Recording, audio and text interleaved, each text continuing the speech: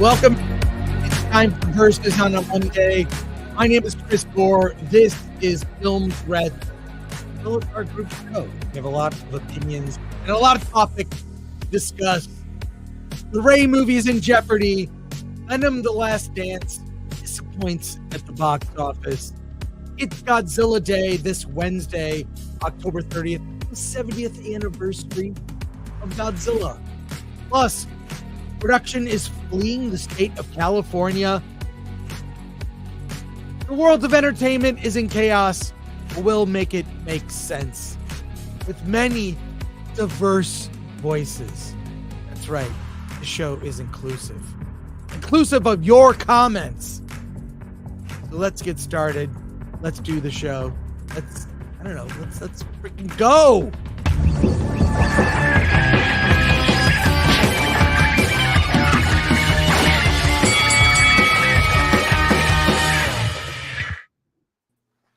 Hey, everybody. Happy Monday. Happy Monday. Let's everybody please introduce themselves. What's going on? Yesterday in the chat, someone said I was like a rash that was following them on all the streams they love and they can't stand me. So I hope they're here today. Let's go. Yo, what's up, everybody? Derek Anderson, the DA. Looking forward to talking all of the great topics, hanging out with the Film Threat crew. What's up to the chat? Shout out. Let's get it going. Script Doctor here to diagnose all of Hollywood's ailments, and I'll even give Badger our salve for that rash he's complaining about. Alan Ing, Film Thread. Hey, and because of the season we're in, all jokes are going to be offensive today. I love that. Jokes are offending people. I mean, that's crazy. How does that happen? That's what jokes are supposed to do. Jokes are supposed to offend you. You're supposed to get a little bit, but hey, it's all good. All right. I love the energy. I love the energy around people complaining about jokes. Okay. Because it shows you how desperate things are starting to get. I love it. It's awesome. Yeah. And we'll be popping up your comments. We will read super chats throughout the show here, but let's get this one in. Badger, if you would. This is important. Yeah, G-Man for 5. I said I wasn't going to talk about Acolyte anymore, but it may come up. It may come up. I'll say Lord Thaw says, like, share, subscribe, hit that bell for notifications, sign up as a member, join us on X, Discord, Rumble, and Instagram, buy our merch. And a quick reminder that our election collection shirts, you've got, well, maybe a little over a week left for these shirts from the election collection. I am wearing one of them. Of course, I support the Gore Ing ticket. We don't know how the election is going to go. And also, I want to remind people, yes, go to shop.filmthreat.com. These are on sale, these shirts, until November 5th. And also, a quick reminder, on Tuesday, November 5th, we are doing an election special. That's right. We will be looking at memes. We will be delivering the news in a way that only Film Threat can, which is with humor. And it'll be a group stream. So all of you are invited. We'll look at memes. We'll look at videos. We'll just laugh. That's 5 p.m. Pacific time, 8 p.m. Eastern. We'll go for, maybe we'll go all night. Maybe it'll be like the Star Wars funeral. Who knows? But Alan and I will be there, and it's an all hands on deck situation. So join us for our election coverage, something that we never do. We don't, but I think it's worth, and actually I'm going to do material from a presentation I put together at Politicon. I did 2 presentations at Politicon. I'm going to do it. One is called All the President's Movies. All the President's Movies is about the White House screening room when it was built, the first movie that was shown there. All the president's famous films. I did all this research. I can tell you a president and what their favorite movie was, movies that were screened at the White House and circumstances like that. And also, I did a panel called President Trump, the movie. And I invited development executives, friends of mine, to say how they would approach doing a Donald Trump movie. And we all know that worked out perfectly with The Apprentice. So, By the way, as a Puerto Rican, I condone all Puerto Rican jokes. They are allowed on this stream. 100%. You have a pass from me, at least. yeah. Well, yeah. So wait, do I sound a bit muffled? Do I sound muffled, or is It it was just the beginning. Your mic was, how Oh, StreamYards okay. does it. better now? Okay. Oh yeah. When the music plays, your voice gets muffled. Oh, it's when the music is playing and I talk, it doesn't sound great. Maybe there's we're technical whizzes here on the show.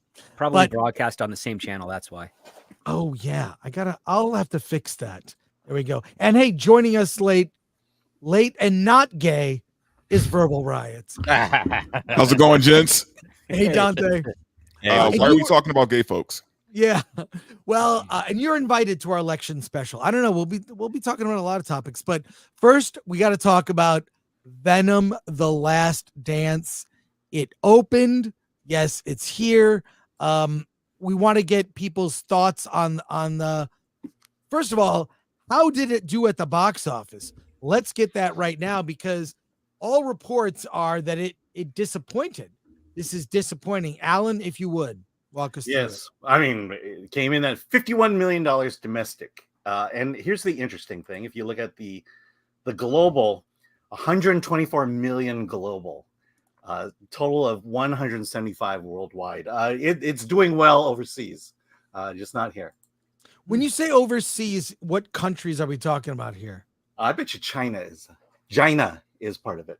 Well, I was going to say, like, the inclusion of the Mrs. Chen dance number Yeah. in Vegas in the middle with her gambling, which, at least my experience of going to Vegas, I've never seen Asians play slots. Mhm. That never, it's not a I've sight seen you ever. some.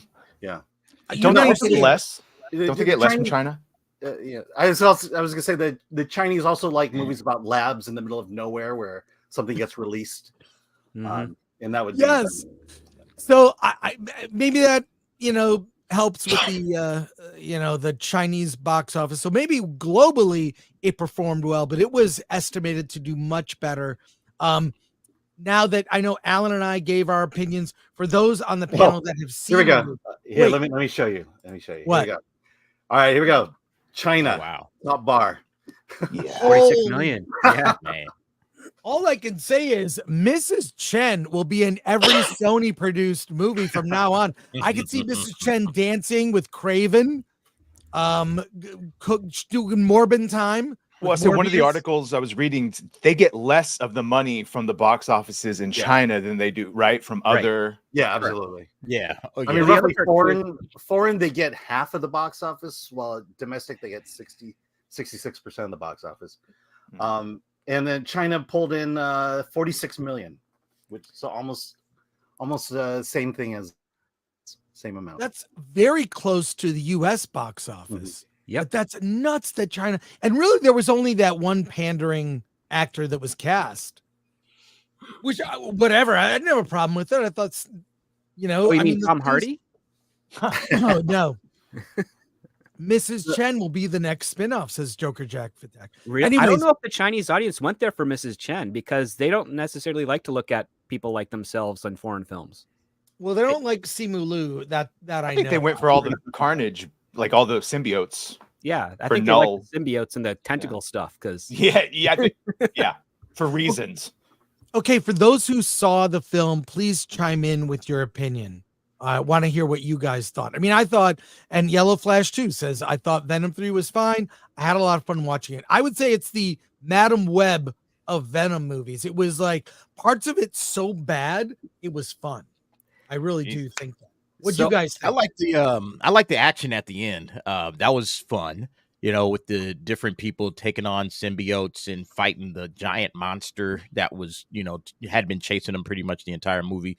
I just thought there was, stupidity across the board, with everything. There was nothing interesting about the story. I thought the actors just kind of phoned it in and just said, hell, let's just have a good time.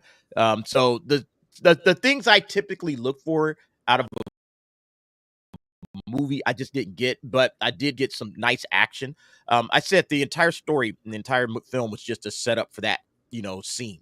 And then after that, I kind of lost interest. So, you know, I don't know where Venom goes after this. I guess that was the thing. You know, he had this character in the post-credit scenes that kind of pops up and makes it seem like, okay, there's going to be more to come. But I don't know where they can go after this. The Sony Spider-Man universe seems, null. Yeah, they Yeah, kind of the like idea would be to make him the big bad in the next Spider-Man in between Spider-Man. Doomsday and yeah. Okay, all right. So Andy Serkis did his voice. Yeah, no, I heard about that. Well, and that's interesting. You know, okay, Andy Serkis is good, but do I care about Null and this villain and the next? Nah. So, you know, I thought it was just okay. I thought the whole beginning scene was completely unnecessary with the, you know, flashing back to the Spider-Man No Way Home thing with Venom at the bar, at the Mexican bar. I thought it was mixing the drink. We didn't really need it. You know what I mean?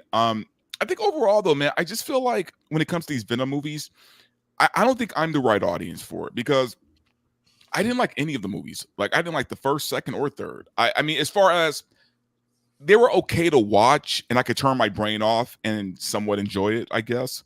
But as a film that I would give a claim to, that I would say, oh, this was a great film that I'd recommend to other people, none of the Venom movies had been that for me.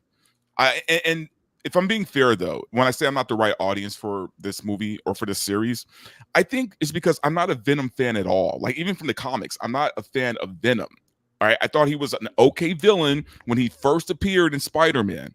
And that was it. You know, but Venom took on a life of its own, kind of like Deadpool did, kind of like a lot of these characters who were villains that are all of a sudden anti-heroes now, right? They blew up, they got big.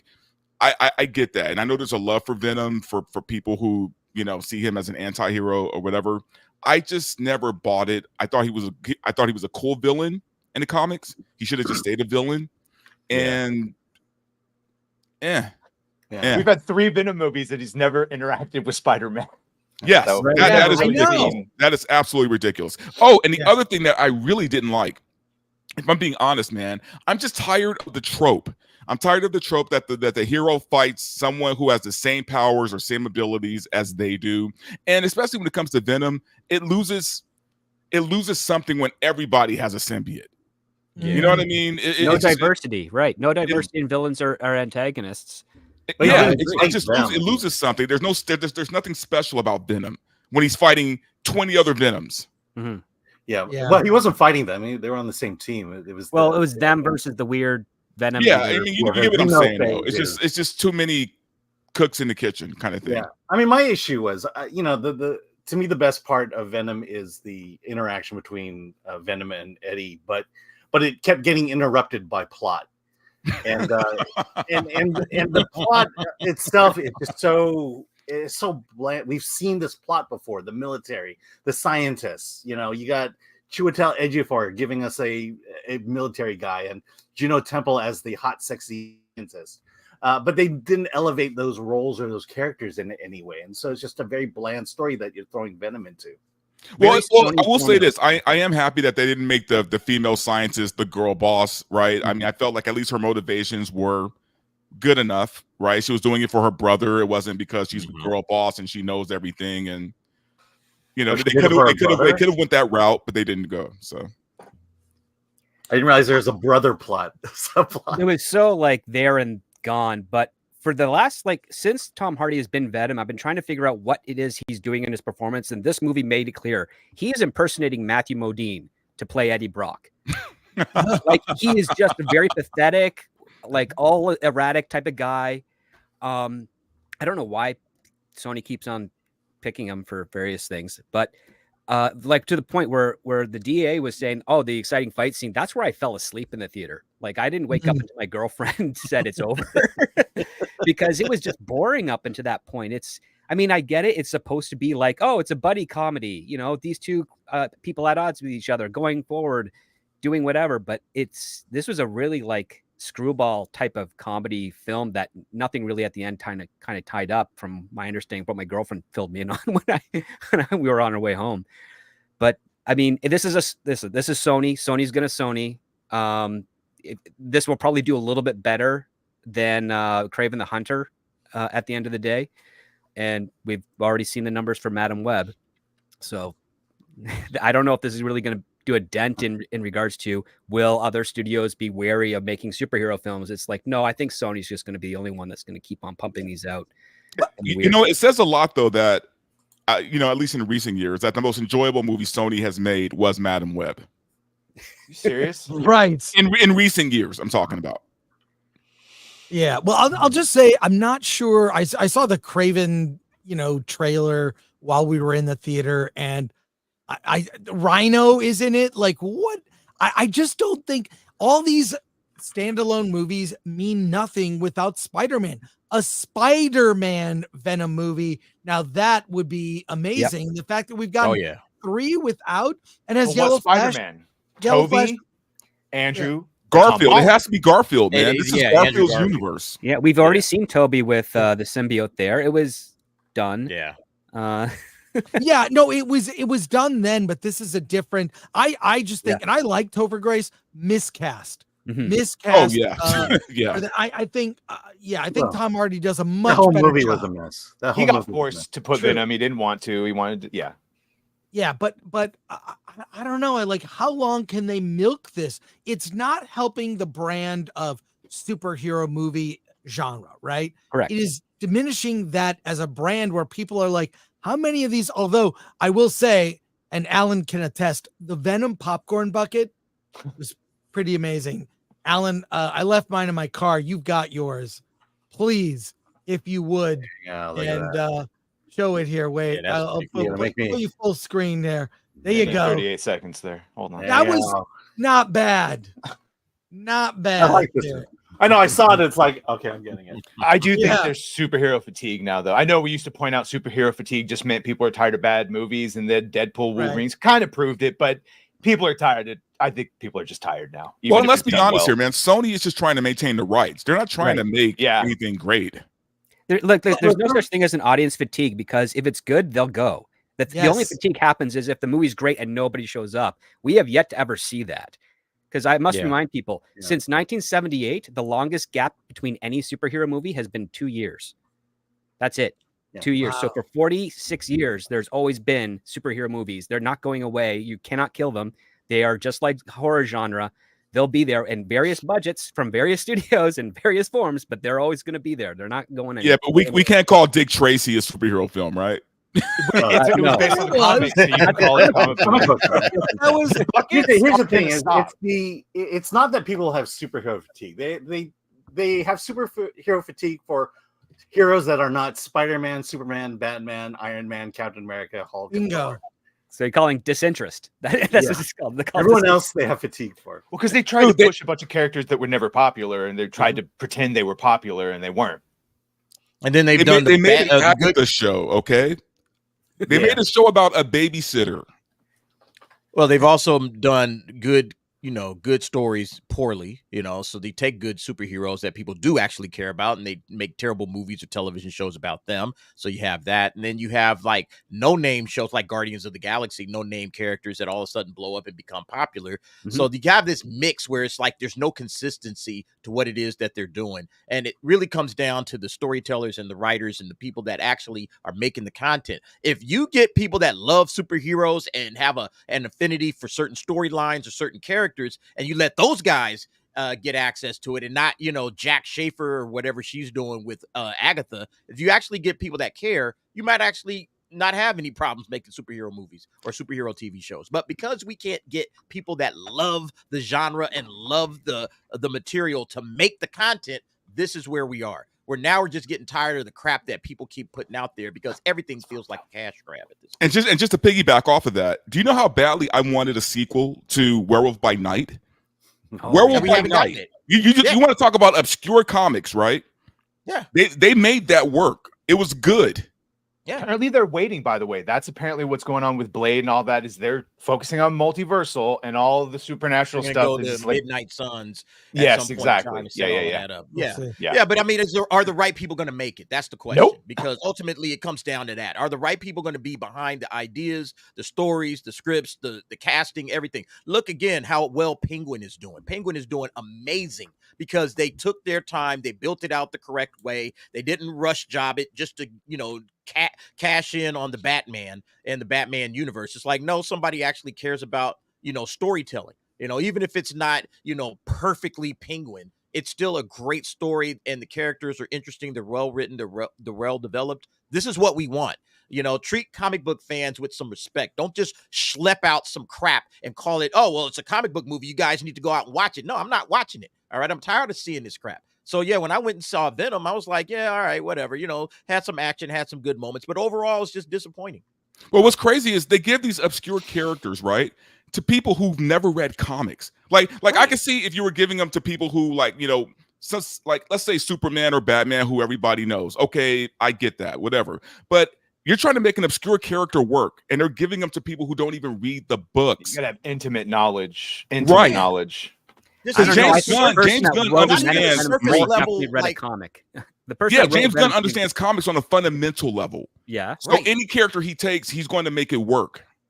Because he understands the audience. He understands why people who like comic books like them. He understands the audience that he's writing for. And when you understand the audience, it's like, hey, I can play fast and loose with some of these characters, some of these ideas. I can, do different things that maybe weren't done in the comics, because not every comic book is perfect. It's like it came from the comics. You should do what the comics did. Not every comic book is great. There's a lot of bad comics out there. So just because you're adapting a comic book storyline doesn't necessarily mean you're doing what comic book fans want. But James Gunn, like you said, Dante, he understands why we like the content, why we have, devoted ourselves to this genre. So he's perfectly made to write, the Peacemaker, even though the Peacemaker isn't the Peacemaker we got from the comics. But the show is phenomenal, and comic book fans love it because, again, James Gunn understands us. You got to get people that understand. Not enough that he understands you guys. It's the fact that he understands story first. Again, if you understand story first, all the rest is easy. That's basically it. Like, I will say this. Whoever wrote Venom 3 definitely read a lot of comic books, because that opening with that Null saying his speech, that is straight hokey, bad comic book stuff. All right. That is literally like bottom of the barrel, bad comic book stuff. However, if you can be a good storyteller who can tell a great story without the crutch that is the established IP, then you are in better hands to actually write something of an established IP and make it good, because you understand those fundamentals. Your next step, once you understand those fundamentals, is, oh, I should probably learn something about the IP I'm writing about so that I can best reconcile how those fundamentals can be best exploited by the existing IP. That is what you do. That's what all great writers do. That is the subtext behind what Steegers are saying is we want someone who has never read the comics before, because they want someone who's dedicated their life to story first. However, the people that have been getting those jobs, I would argue, haven't dedicated to story first. They've dedicated to ideology first. And that is where we're in this bucket. I'm telling you right now, you can get someone that knows every single comic book, but if they don't know how to write a story and you give them the keys to write a Venom movie, a Superman movie, a Batman movie, Spider-Man movie, it will suck. And I have proof of it, because just go look at every fan film on YouTube and how bad they are. At this point, the fan films on YouTube are far better than anything the corporate's putting out. I'd go watch a Batman Dead End by Sandy Cholera, which is still a fan at this point, over anything Shetty's going to put out. But yeah, you need to be an intimate fan, and you need to. I love James Gunn, but boy, he sure did a lot of things that. Good luck if he makes it in service of the story, but it seems like in service of he just liked Damian, he just liked Guy Gardner, he did what he wanted, he kept the actors he wanted and disregarded everything else. I would actually use Bo DeMeo as a better example. Forget all the other stuff, as someone who knew all the comics, knew all the storylines, knew all the characters, and then shepherded and knew how to write and knew how to write, and then weaved it all together. We're going to keep talking about Venom: The Last Dance, and we will get to your comments, so please be patient. But Alan, if you would bring up the box office once again, I want to mention what I think is a coming wave, and that is Art the Clown, which Art the Clown in Terrifier 3, I mean, it is fully now a franchise on the level of, I mean, Art the Clown is the new Freddy Krueger. Let's just say it. He is the new Freddy Krueger. And the ROI on that, return on investment, on a movie that cost $2 million, where does it stand for the box office, Alan? 44 million domestic. 44 million total box office take, and climbing as it will play through the October Halloween, upcoming weekend, here on a Halloween on a Thursday, which is weird. But this, I mean, there's already a Terrifier 4. I believe there may be a 5 to quote finish it. I don't think so. I think this is going to go for a long time. But I mean, look at that. It's still in the top box office. It was number 3 last week, number 6 this week, beating, well, Beetlejuice has been out. Anora, it's beating Anora, Piece by Piece, Transformer 1, The Substance, and Joker's fallen out of the top 10. Joker Full Adieu. And has it beaten the Joker? What's the total domestic box office for Joker? Okay, only so a few million above Venom, or maybe 1 million below Venom. Right. So it's 57 in domestic, 143 million international. Total box office 201 million. It is possible that Terrifier It's the UK that likes it. I'm sorry. It is possible that Terrifier 3 will outgross Joker 2 at the box office at the end of its run. It's certainly more profitable when it comes to ROI. I mean, that's why rolling the dice on these indie movies. I mean, Art the Clown is very specific. This was a long build up to Terrifier 3. It wasn't an overnight success. This was a long time in the making. So it's crazy how an original idea, an independent IP from an indie creator. I want to point this out that Damien Leone, who created Art the Clown, which came from a short film we can find on YouTube. Same actor, actually. It was an anthology. It's an anthology horror series, and the one that stood out was Art the Clown, that character in that series. And here's what I want to point out quite simply. It came from the guy who created it, Damien Leone. What we're getting now with Star Wars, we're not getting Star Wars made by George Lucas, the original creator. So these are people that are effectively doing fanfic. But also another story, which I'll share screen with this, and this is what I think is coming. I want to get your comments on this. This is the 50 new horror films of 2024. I don't know that I can name a lot of great horror movies this year. There's been a lot of great ones, but will horror replace superheroes? Because there have been some great ones this year. In a Violent Nature, The Substance, Smile 2 kind of surprised people better than it had any right to be. I mean, I haven't gone through this list yet. We can go through and comment on it. But the fact that Rotten Tomatoes can even come up with a list of 50 horror films that came out this year that are worth ranking, and I don't agree with the ranking. I'm already looking at the ranking. You don't like it? I hate this. That's definitely my favorite horror film of the year. I like the very end. But we'll go through this quickly. But I'm asking the question: is horror going to be? And I don't think horror could ever be as high grossing as superhero films.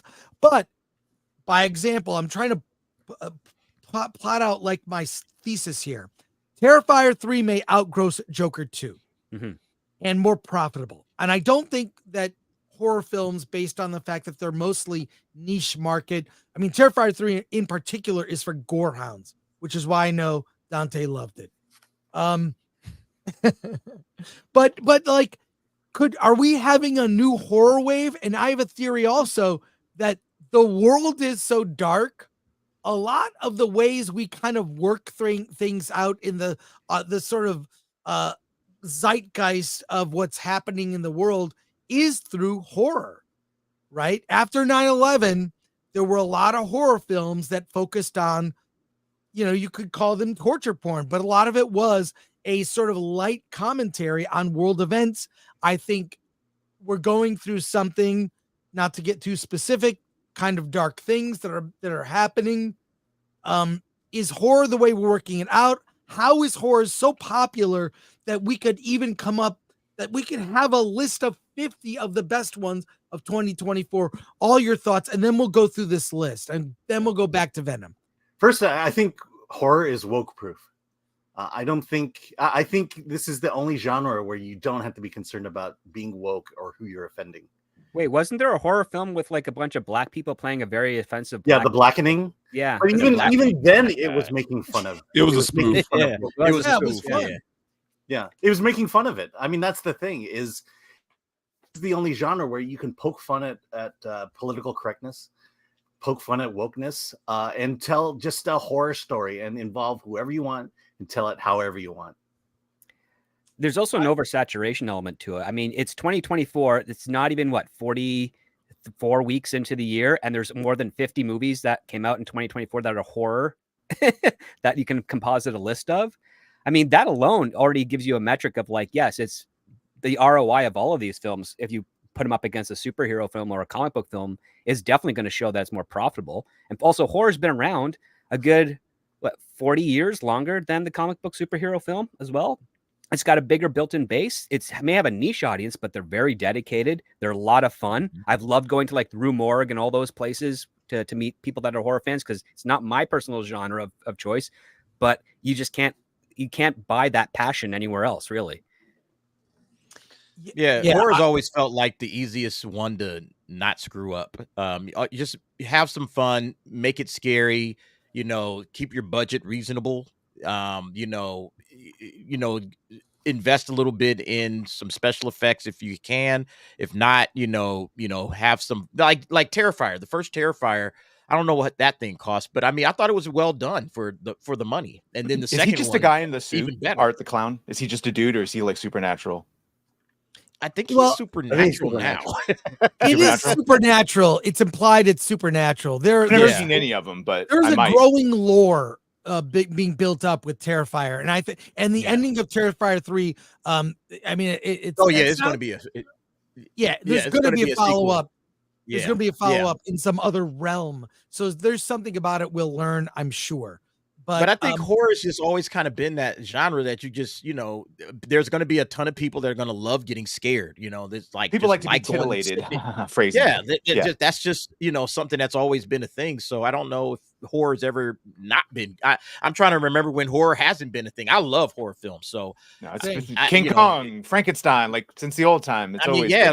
like Script was saying, you go back 40, 50 years, you can find horror movies all throughout the earliest parts of filmmaking. So yeah, I think that it's always going to be a popular genre. And I think, anytime that, you can find I'm always looking for new horror voices. And I think Damien Leone is definitely one. The guy that did Smile, what's his name? Parker Finn or something like that. I think that he's really good. So I'm looking forward to see what he has next. I love horror directors because they always seem to cascade well into other things, like David F. Sandberg, starting out and then moving over to Shazam, which I thought Shazam was good, and some of the other work that he's done. So yeah, I'm always looking for new horror directors. I hope that Damien Leone gets a shot at the big time, and he can do something unique and interesting with mainstream. Well, historically, horror films have always been a low buy-in for Hollywood, right? I mean, bingo. I mean, name a really expensive horror film. Yeah. Right. So it's always been an ROI thing, and I think, especially now with superhero films being so like overinflated and the budgets just being through the roof, I think maybe more studios are going to start taking a lot more chances now with these horror films. Well, I'll just say this, going off what Alan said, horror films have always made a lot of social commentary, but not in a way that pushes anything. I mean, very lightly, all the George Romero zombie movies, starting with Night of the Living Dead and Dawn of the Dead about consumerism, where the sort of one little theme that's woven into Dawn of the Dead, you could have everything you want in the world, all the money, all the clothes, and you're not still unhappy. Life is about more than that. And you're stuck in a mall with everything you could want, but you live in despair, right?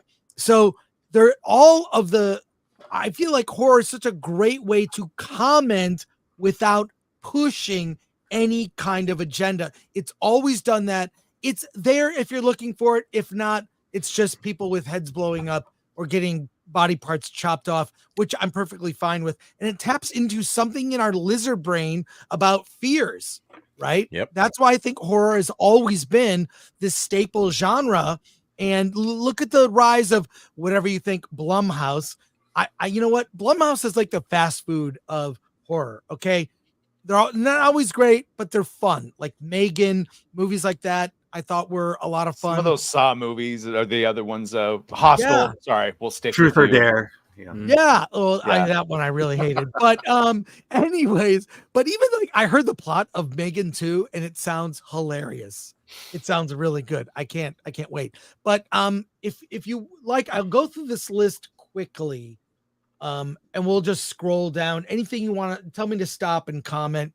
But at number 1, I don't know if I agree with it. I agree probably top 10 for sure. But David Desmalchin in Late Night with the Devil at 97%. Number 1, Oddity, I do not agree with. Number 2, Infested. Number 3, In Flames. Number 4, Strange Darling. First of all, how is Strange Darling considered a horror film? I don't know. Odd choice, but I love that movie. I love Strange Darling and Kyle Gallner, A New Life. At number 6, The Substance. Substance should have been number 1. Should have been number 1. That's at number 7. Stop Motion at number 8. We reviewed that one. The Devil's Bath at number 9. A Quiet Place Day 1. That's like a mainstream. No, that shouldn't be there. God. Nah. I mean, on the list at number 10, I don't think so. Out of Darkness, number 11. Smile 2, number 12. Longlegs, number 13. I Saw the TV Glow, number 14. Speak No Evil, number 15. I think the shades of like Speak No Evil is more of a thriller with horror elements. I wouldn't consider it horror, but I did really like Speak No Evil. They're being pretty fast and loose on what they're counting. Abigail. Abigail, number 16, 83%. The First Omen, which I actually quite like. That's a good one. Yeah, number 17, You'll Never Find Me. Number 18, It's What's Inside. Number 19, Alien Romulus. Number 20. See, they're just listing all the horror movies of this year and putting them in an order. I can't wait. Is this in order of the Rotten Tomatoes ranking, like their scores? Is that how this is ranked? I has don't to be. think so because it's popping around. Oh yeah, no, you're right. Yeah, I just saw 7. No, but I think they factor in the audience score as well. Yeah, it's editorialized for sure, but it's a factor. In a Violent Nature at number 21, I would put that in top. That was way better than 21. Yeah. Arcadian at 22. I mean, it's on the list. I wouldn't put it on post-apocalyptic though. I might have pronounced that. Cuckoo number 23. Beetlejuice number 24. Terrifier 3 number 25. That's 77%. Sacrilege. Yeah. Blackout at number 26. Handling the Undead, number 27. Maxine, number 28. Maxine? Yes. That should have been maybe a little higher for sure. See, this is not a list about the quality of the film. It's a list of, how many critics liked it and how many didn't. T-Blockers has 100%, but not enough people saw it to give it a boost in the score. But it's on the list at number 29. Double Blind. It doesn't have enough reviewers reviewing it. Double Blind at number 30. Yeah, no consensus. Yeah. Yeah, Double Blind number 30. Exuma number 31. Somewhere Quiet 32. Lovely Dark and Deep 33. Trim Season. Trim Season. I've never heard Trim of any Season. Don't make the joke that you're both thinking. Don't make the joke. Number 34, Here for Blood 35. I'll finish the list out. Midnight Peep Show number 36. The Well. See, these are movies that Alan and I will get that go direct to VOD or on Shudder, and some of those can be very good. The Well number 37. Hellhole number 38. Hostile Dimensions 39. Caddo Lake 40. Night Shift 41. Immaculate number 42. What? That should be higher. That should be way higher, yeah. Sting 43, Departing Seniors 44, Never Let Go 45. I saw that. It was okay. The Seeding 46, Lisa Frankenstein that belongs where it is. Wow. 47, The Front Room 48, Founders Day 49. That was this year. Okay. And Winnie the Pooh, Blood and Honey 2 at number 50 rounds out the list. We will put a link to this in the description. Gentlemen, comments on what we have just seen. Well, I haven't seen most of these, so I can't really say, but I still think that top 10 is a little off. Yeah, I agree. The top 10. Sure. You could pull a good top 10 from this list, But I think some of the choices of films to be on this list, I don't agree with. I mean, I actually think if you're going by this, Venom could be Venom: The Last Dance could be considered horror. Mm-hmm. There were some gory things that happened in it. So I don't know what your thoughts are. But there you go. Definitely was not even aware of most of these movies existing, and there were several that I just would not consider horror. Well, there you go. Let's get back to talking about. Yeah, I don't know if I consider Alien Romulus a horror film. Yeah, it is. It's a horror adjacent. Same thing with Strange Darling, has elements of horror. You know, it's about a serial killer, so you could drop it in there, but. Well, if you want to get to 50 films, you got to broaden the. Free here. But not by much, according to that list. Like, that's the other part. Like, not by much. Yeah, I mean, Beetlejuice. Come on. But lists are fun to discuss and debate. I'm saying all of us disagree with it. We could pull a good top 10 from the list, but I disagree with some of the choices. All right, back to Venom. What are we thinking for a second weekend drop? Because it's coming. You think it drops by? I think everyone who wanted to see Venom has saw Venom already. Yeah. I think this week is going to be abysmal. Or unless they start doing trailers showing Null and like really hammering home how important. Honestly, they should just be honest. If they really are going to try and make Andy Serkis's Null be a big bad, bro, just say that he's coming to the MCU and sell it so people go. Because otherwise, what Dante said is true. People who wanted to see it saw it. Right. Yep. Right. Yep. Yeah, it's going to be a huge drop, I think, somewhere in the 70s for sure. There's no good word of mouth either. Like, I don't hear a lot of people buzzing about it like they were with Deadpool and Wolverine, saying, "Oh my gosh, I loved it. You got to go and check it out." My co-hosts were like, "It's okay." I wasn't offended by it. It's not something you're going to rush out and see. And the way that movies are hitting streaming now, like Joker 2 is dropping this week on streaming. It just came out earlier this month, and now it's coming out on streaming. So as fast as these things are getting to streaming, people are just going to wait. There's no reason to run to the theaters and spend $25 on a ticket. That's why the theaters are in trouble. Well, what's working for Venom this weekend is that Here is the big movie, the Robert Zemeckis movie. Yeah, which is completely different audience. And Alan, you've already seen it. I'm seeing it on Thursday. We will review it on Friday. Let's just say it's no Forrest Gump. Well, doesn't Gladiator 2 come out this coming weekend? Isn't that going to eat up a lot of Robert? No, that's a few weeks away. Oh, that is a few weeks away. Okay. But third week of November. They are screening it early for a lot of people. Mm-hmm. I have just got invited to a screening. I'll see it, I think next week or the week after, but they're screening it early because they want to get all these things screened before, Thanksgiving. Yesterday on George the Giant Slayer's channel, Robert said that Gladiator 2 is the Top Gun Maverick of that type of movie. Not unneeded, but welcomed once he saw it. And well, he might be here.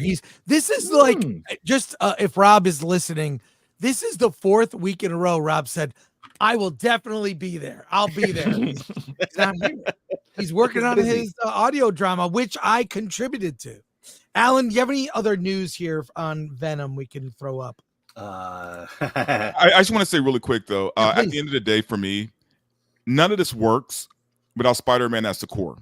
They can keep shelling these movies out, keep shelling them out. All these villains that we do love from the comics that they're trashing in these movies. At the end of the day, none of this works without Spider-Man as the core. So if they're not going to put Spider-Man in any of these films, then no one cares about this. Could you imagine if we got a bunch of Batman? Like, I know we're making the joke about Joker, but if we seriously had like a Two-Face movie and a Killer Croc and a Scarecrow, and we had all these movies, but never actually Batman, like, it's just asinine. It does get frustrating. I mean, as much as the Penguin is beyond our wildest dreams about how amazing it is. The Penguin is the exception, though. It's sort of an exception, but and I'm way behind. But that's true. RMB's birthday. But still, like, I feel like you're just dancing around. Do a Batman show. There hasn't been a Batman TV show. Or Spider-Man show. I would take a live-action Spider-Man show. I mean, there was a Spider-Man show in the 70s. I remember it. With Nicholas Hammond. Yeah. Yeah, Nicholas Hammond. I mean, it was cheesy, whatever. I loved every minute of it. And the Spider-Man cartoon was incredible. Yeah. I don't know if you've seen the they used rotoscoping to get all the athletic, like Spider-Man flipping around to the point where I feel like it influenced the comics. And the jazz score for the Spider-Man cartoon is iconic. It's such a weird tone, but it so works. And it's repeated in all other cartoons that do a throwback to that era, which is even better. Yes. Yeah, that was animated up here in Canada back in the day. Yeah, let's go to your comments here, Badger, if you would. Yes. We're mid-show. Let's get to supers and comments here. Batman, well, even the electric company had Spider-Man. Right. That was so cool. I mean, cool. watching the electric company's Sesame Street as a kid, when Spider-Man was on, it was like, oh my God, that's Spider-Man. The costume was great. It was accurate. Let's remember Morgan Freeman and Spider-Man were on the same TV show. Oh, I missed that one. I'll have to look at that on YouTube. Yeah, Morgan Freeman looking young too, which is weird, man. Because I love him. All right, here we go. Cyberhawk returns for 5. Asians are some of the biggest gambling whales in Vegas. There are high roller rooms that are almost completely Asian. Sincerely, a Vegas resident. Yep, that's true. Did you hear that, Alan? Yeah, I've been there. In the room? Yeah, I've been in the room. Oh, thanks. A Serious Man for 5. Saw Joker 2, Venom 3, DP and Deadpool and Wolverine back to back. Venom 3 was the weakest. Joker 2 was the best. Fell asleep during the CG fight scene at the end. You're not the only one. Hey, A Serious Man. Thanks, man. Graph Web for 2. In the name of all that is holy, hashtag cancel Disney Plus. Oh, yeah. He's so prolific. Box office brawler for $4.99. Hey, Chris, Critical Drinker is going to Grand Rapids Con. He says he's bringing guests. Are you one of them? You might as well bring the Versus team too. I have been to Grand Rapids Con. I wasn't invited this year, and I did inquire. So I am not one of the guests. Nerdrotic will be there, and I will not be. You're on that a shows list, you dude. where I rank. I know where I rank. You know, look, I'm definitely not the top. I'm mid to below, but whatever. It's fine. Say hi to all my friends in Grand Rapids. Say hi to Epic Mike. So, and Josiah Rises. But thank you, Box Office Brawler. Shout out. Axel's Abode, member for 2 months. What will do better, Venom 3 or Craven? I actually think Craven might do definitely better. Venom 3. Really? Yeah. I think if he sells it for the violence and everyone goes to see just a jack dude killing people. Well, Aaron I Taylor think Johnson. Venom's just a If bigger name, Craven bigger is- franchise. Yeah, if Craven is an actual good movie, it will beat Venom 3. That's what I meant. Yeah, if it's just like a basic, he might be all right. Might be I mean, fun. it's good word of mouth. Yeah. Yeah. Mm-hmm. JWT 6577 member for 13 months. People have superhero fatigue. Stop kidding yourselves. Well, yeah. I mean, it's So you're hard to blaming the admit- audience then? Because that's what you're saying when you say superhero fatigue. You're blaming the audience. Yeah. I still I don't think it's believe in bad that. movie fatigue. No, It's the bad blame movie would be fatigue, on man. them for giving it to us all. But It's not blaming the audience. It's an observation that audiences are getting tired of this. yeah. Yellow Flash 2 for $4.99. We have never had a proper Venom. It takes 2 movies. You have to do one with the black suit and set up Eddie. The next movie is Venom's Revenge. Yeah, we've never seen an actual Eddie Brock. You've never seen that. Well, even art. the original Peter Parker Venom from Secret Wars. Yeah, right. We've never. But he tried. again, it goes back to what I Of course. said. Without Spider-Man, none of this works. And I feel like Yep. when they tell these stories, they do the Cliff Notes version, like to Mhm. get through it quick. Where in Yep. the comics, a lot of times it's a slow burn and builds up and it feels more meaningful. And thanks, Yellow Flash. It's usually like 4 to 6 issues, so 22 pages an issue. Yeah. You pretty much have 2 feature films out of that. Well, I think Or it's the a disdain 3 for issues the for character. Peter Parker to go against Venom. Dude. Yeah, I want to say Yellow Flash, get back out to LA. I only took you to half the cool places in LA. Went to the Star Wars bar, Scum and Villainy. Dante was there, Alan was there, we all hung out. It was fun. So Yellow Flash, hit me up if you're coming back to town. Anna was there, but she couldn't drink. Her baby Naveen- couldn't drink. Her Anna baby could drink. Yes, Baby couldn't. it's his fault. And if you're lucky, we'll run into another YouTuber out there. You're right. Yes, it's true. Oh my God. Naveen for 200 rubies, I'm going to imagine. Question to SD. Whatever happened to the Mass Effect movie series? Script doctor. I remember a script was in the works and then nothing. It's strange that Hollywood hasn't tried to monetize some of the best sci-fi. Yeah, what's up with the Henry Cavill-led Mass Effect movie? I don't know if he's in that one yet, but he seems to be going after all of them. Last I heard is Legendary had the rights in conjunction with Warner Brothers. I don't know if that deal's still around because Legendary Warner Brothers have kind of they're distancing themselves with future projects recently. So, I mean, the fact they haven't jumped on it as quickly as they could have, because there has been some really smaller, like animated productions that have been released. And I don't know. They've got the next game coming out. So I pray that they just leave this alone and don't do anything, man. Mass Effect is my favorite game franchise of all time. All they're going to do is screw it up. That's all they're going to do. They're going to have a female Shepard be the lead because, of course, they're not. I wouldn't even do it in Shepard as well. I just use the universe and bring in new characters, new story. So a smart writer can do amazing things with Mass Effect, right? But we know they're not going to do Mass Effect right. We know this. Yeah, it's going to get the Halo treatment. I guarantee you. Yes, he'll be with the Reapers and he'll have sex with a war criminal. Jeffro Maddox, member for 10 months. I like Tom as Venom, but I need him as a villain. Yeah, and you can't make them heroes first. Yeah, Badger, be careful how you pronounce this. Nick Gore, the Black Scott Summers. Is it late? Hashtag CPT. That's right. Look closely at that picture. He arrives you will get canceled if you actually dress like that, Chris. Look closely at that picture. Nicholas I'm Gore. offended. Hey, thank you, Nick. Lord Comet for 2. Hey there, CG. Can Alan pronounce my name right? Alan, if you would. Yes, Lord Comet. Lord Comet. Lord. Yes. Close enough. Close enough. All right. Well, look, we'll see how I think Venom is going to take a steep drop. I really do. Although, frankly, this weekend it won't have a lot of competition, as you pointed out, Alan. Here is the only big new movie opening. There are a lot of other indies which we will review, but doesn't have a lot of competition. So make of that. Fox has a real pain. I want to say movie, but it's not really a Holocaust movie. Yeah. So, all right. Now for in news stories that will surprise no one, the new Star Wars movie seems to be falling apart. Yes, that's right. Yes, you're shocked. You're definitely shocked. The hell you say? Yeah. So, the Rey movie. Here it is from Forbes. Yet another Star Wars movie may be falling apart. It's from Paul Tassi. And there, of course, is a picture of Rey, and then tons of ads. I can't. But Disney's current handling of Star Wars is something of a mess, making the MCU look brilliant by comparison, even if perhaps that too is past its prime.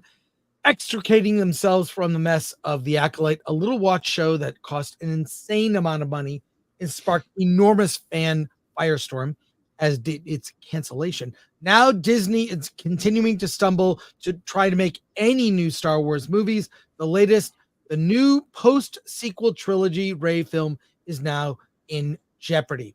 According to a new report from Puck, screenwriter Stephen Knight of Peaky Blinders fame has apparently left the project, which now means the film, if it does end up existing, will probably miss its rumored December 2026 release date, already over 2 years from now. The director, Sharmeen Obaid-Chinoy, is still attached from what we can tell. That would be the next announcement that she's gone. It repeats everything that we already know about this, which isn't much. Is anyone surprised, and will this ever happen? I want to say something a little controversial here, man. I wish they would leave this girl alone. Like, honestly, I wish Lucasfilm would just leave this girl alone, man. Right. Like, I just feel like they're trolling her at this point. They rolled her out there at Star Wars Celebration, you know, to announce this whole situation. I felt bad for her right off the rip because I already know that how Star Wars does business. This character is highly unpopular. And then they bring in an unpopular, you know, activist director to direct it. I mean, in this franchise of all franchises, this is where you're going to try to pull that maneuver. That's not happening. All right. So you got a film that's had how many different scripts? You know, I think this is the third writer, and now he's gone. And from everything we're hearing, those scripts really weren't up to snuff for Lucasfilm. They kept sending them back with notes and, oh, we got to redo this and redo that. So I just think this thing doesn't happen. I don't think Steven probably wrote a good script, and then they were like, no, change it to have all the things. And then he's busy opening a studio, filming the other Peaky Blinders movies that there's going to be more than one. You can't go back and forth with that Star Wars story group and Pablo and Charmine, who you had a super chat for me to do the voice. I'm sorry, I have to griff on Chris's behalf, but I also believe what Chris said is true, that she did go to CNN on her own and ask for that one interview where she talked about it. I almost did it. Where it's time for a woman to take charge of Star Wars when there was already women in charge. Yeah, it's not happening. Yeah, I think this can't get more in charge than, you know, head of Lucasfilm, executive producer. Yeah. And their main show was at the time Leslie Headland doing The Acolyte. So it's like, where's the men in charge of it? Yeah. I mean, I feel bad for Daisy Ridley as well because she seems like a very nice person. Hasn't trashed Star Wars fans too much. She said a couple of things, but not over the top like some of these guys. So I kind of wish she would just move on with her own career. It's like, okay, I'm leaving Star Wars behind me. You know, I had a great time making the films. I'm on to other projects, and I'm never coming back to this role because this role. Dante was right. Leave her alone.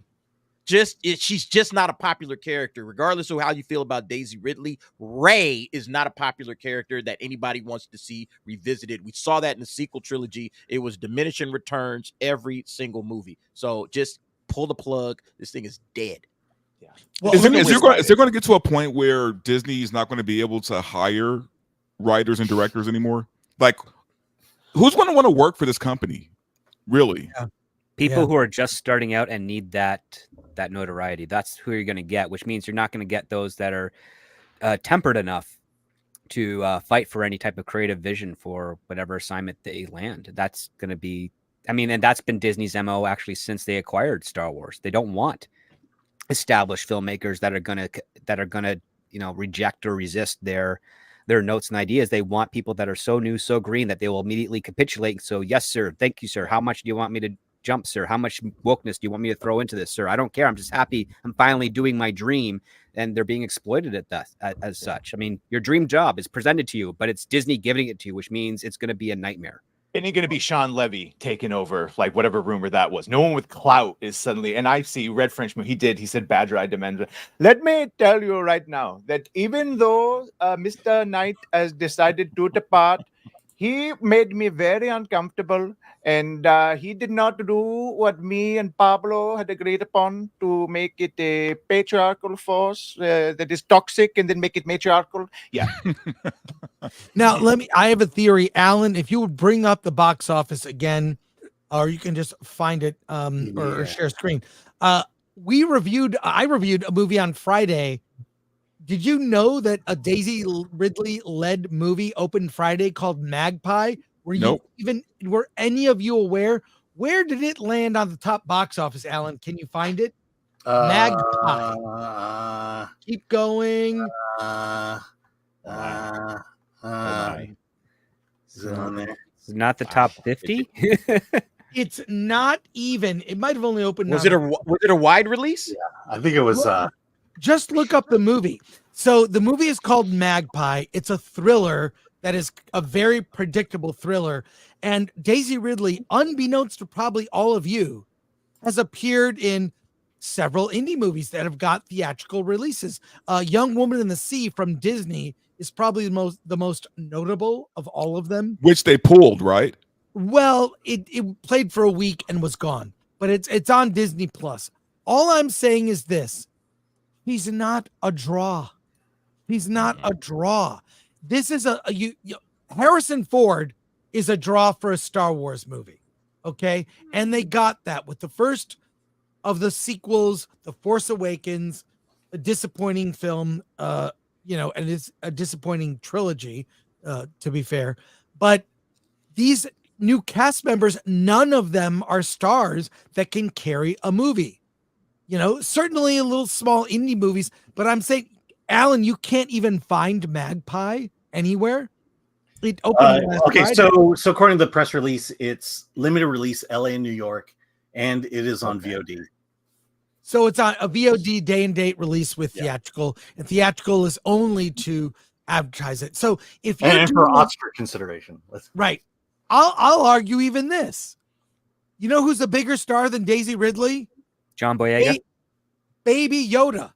Oh, Baby yes. Yoda. Oh yeah, Grogu. Yeah, he's a huge star in Star Wars. Yeah, you could write a movie around Grogu. But yeah, They have. great. Right. I think they are. You're right. Yeah, they have. They got one. But coming Daisy out. really Yeah. was never meant to be a leading actress, man. It's what I call the Sam Worthington effect, right? Mm-hmm. Hollywood tried to make her the star, but she's not that person, man. And you know what? Maybe at some point she has to just realize that, you know what? Maybe I'm just a supporting actress, right? Yeah, Maybe she I'm You just a work character longer as a actress. supporting actress than you do a She was star. in that what was the movie ensemble she did with it was the Hercule Poirot. Yeah, Murder Oh, on back in the the Agatha Christie series. Yeah. Yeah, I thought that was fine. She could be Orient in those types Express. of movies. I think. Yeah, the Orient Express. Thank you. Yeah, she was good in that.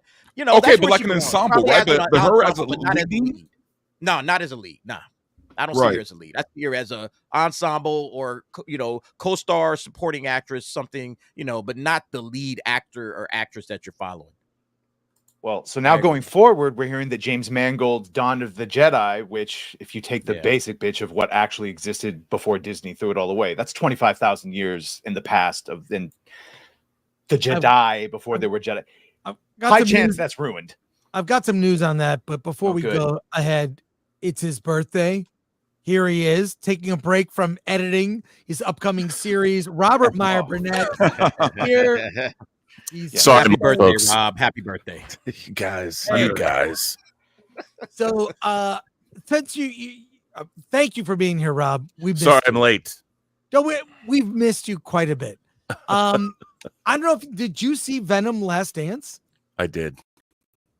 And your thoughts? I have to say that I've not been a fan of the Venom franchise. It doesn't work. It just doesn't work for me. I've seen all three of the movies. I went and saw Venom: The Last Dance.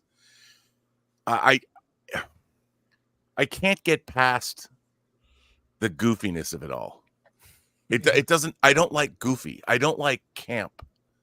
And this was the campiest and goofiest of all. Even the design. You know what the thing was? Even the design of, obviously, I don't know how we're getting into spoilers. There are many other symbiotic life forms in this movie, and it just the design of it all doesn't work. Does that make sense? Yeah. Go ahead. Spoilers. Go for it. Well, I mean, just the whole. It seemed like the writing of this. I mean, Area 51. It was also lazy.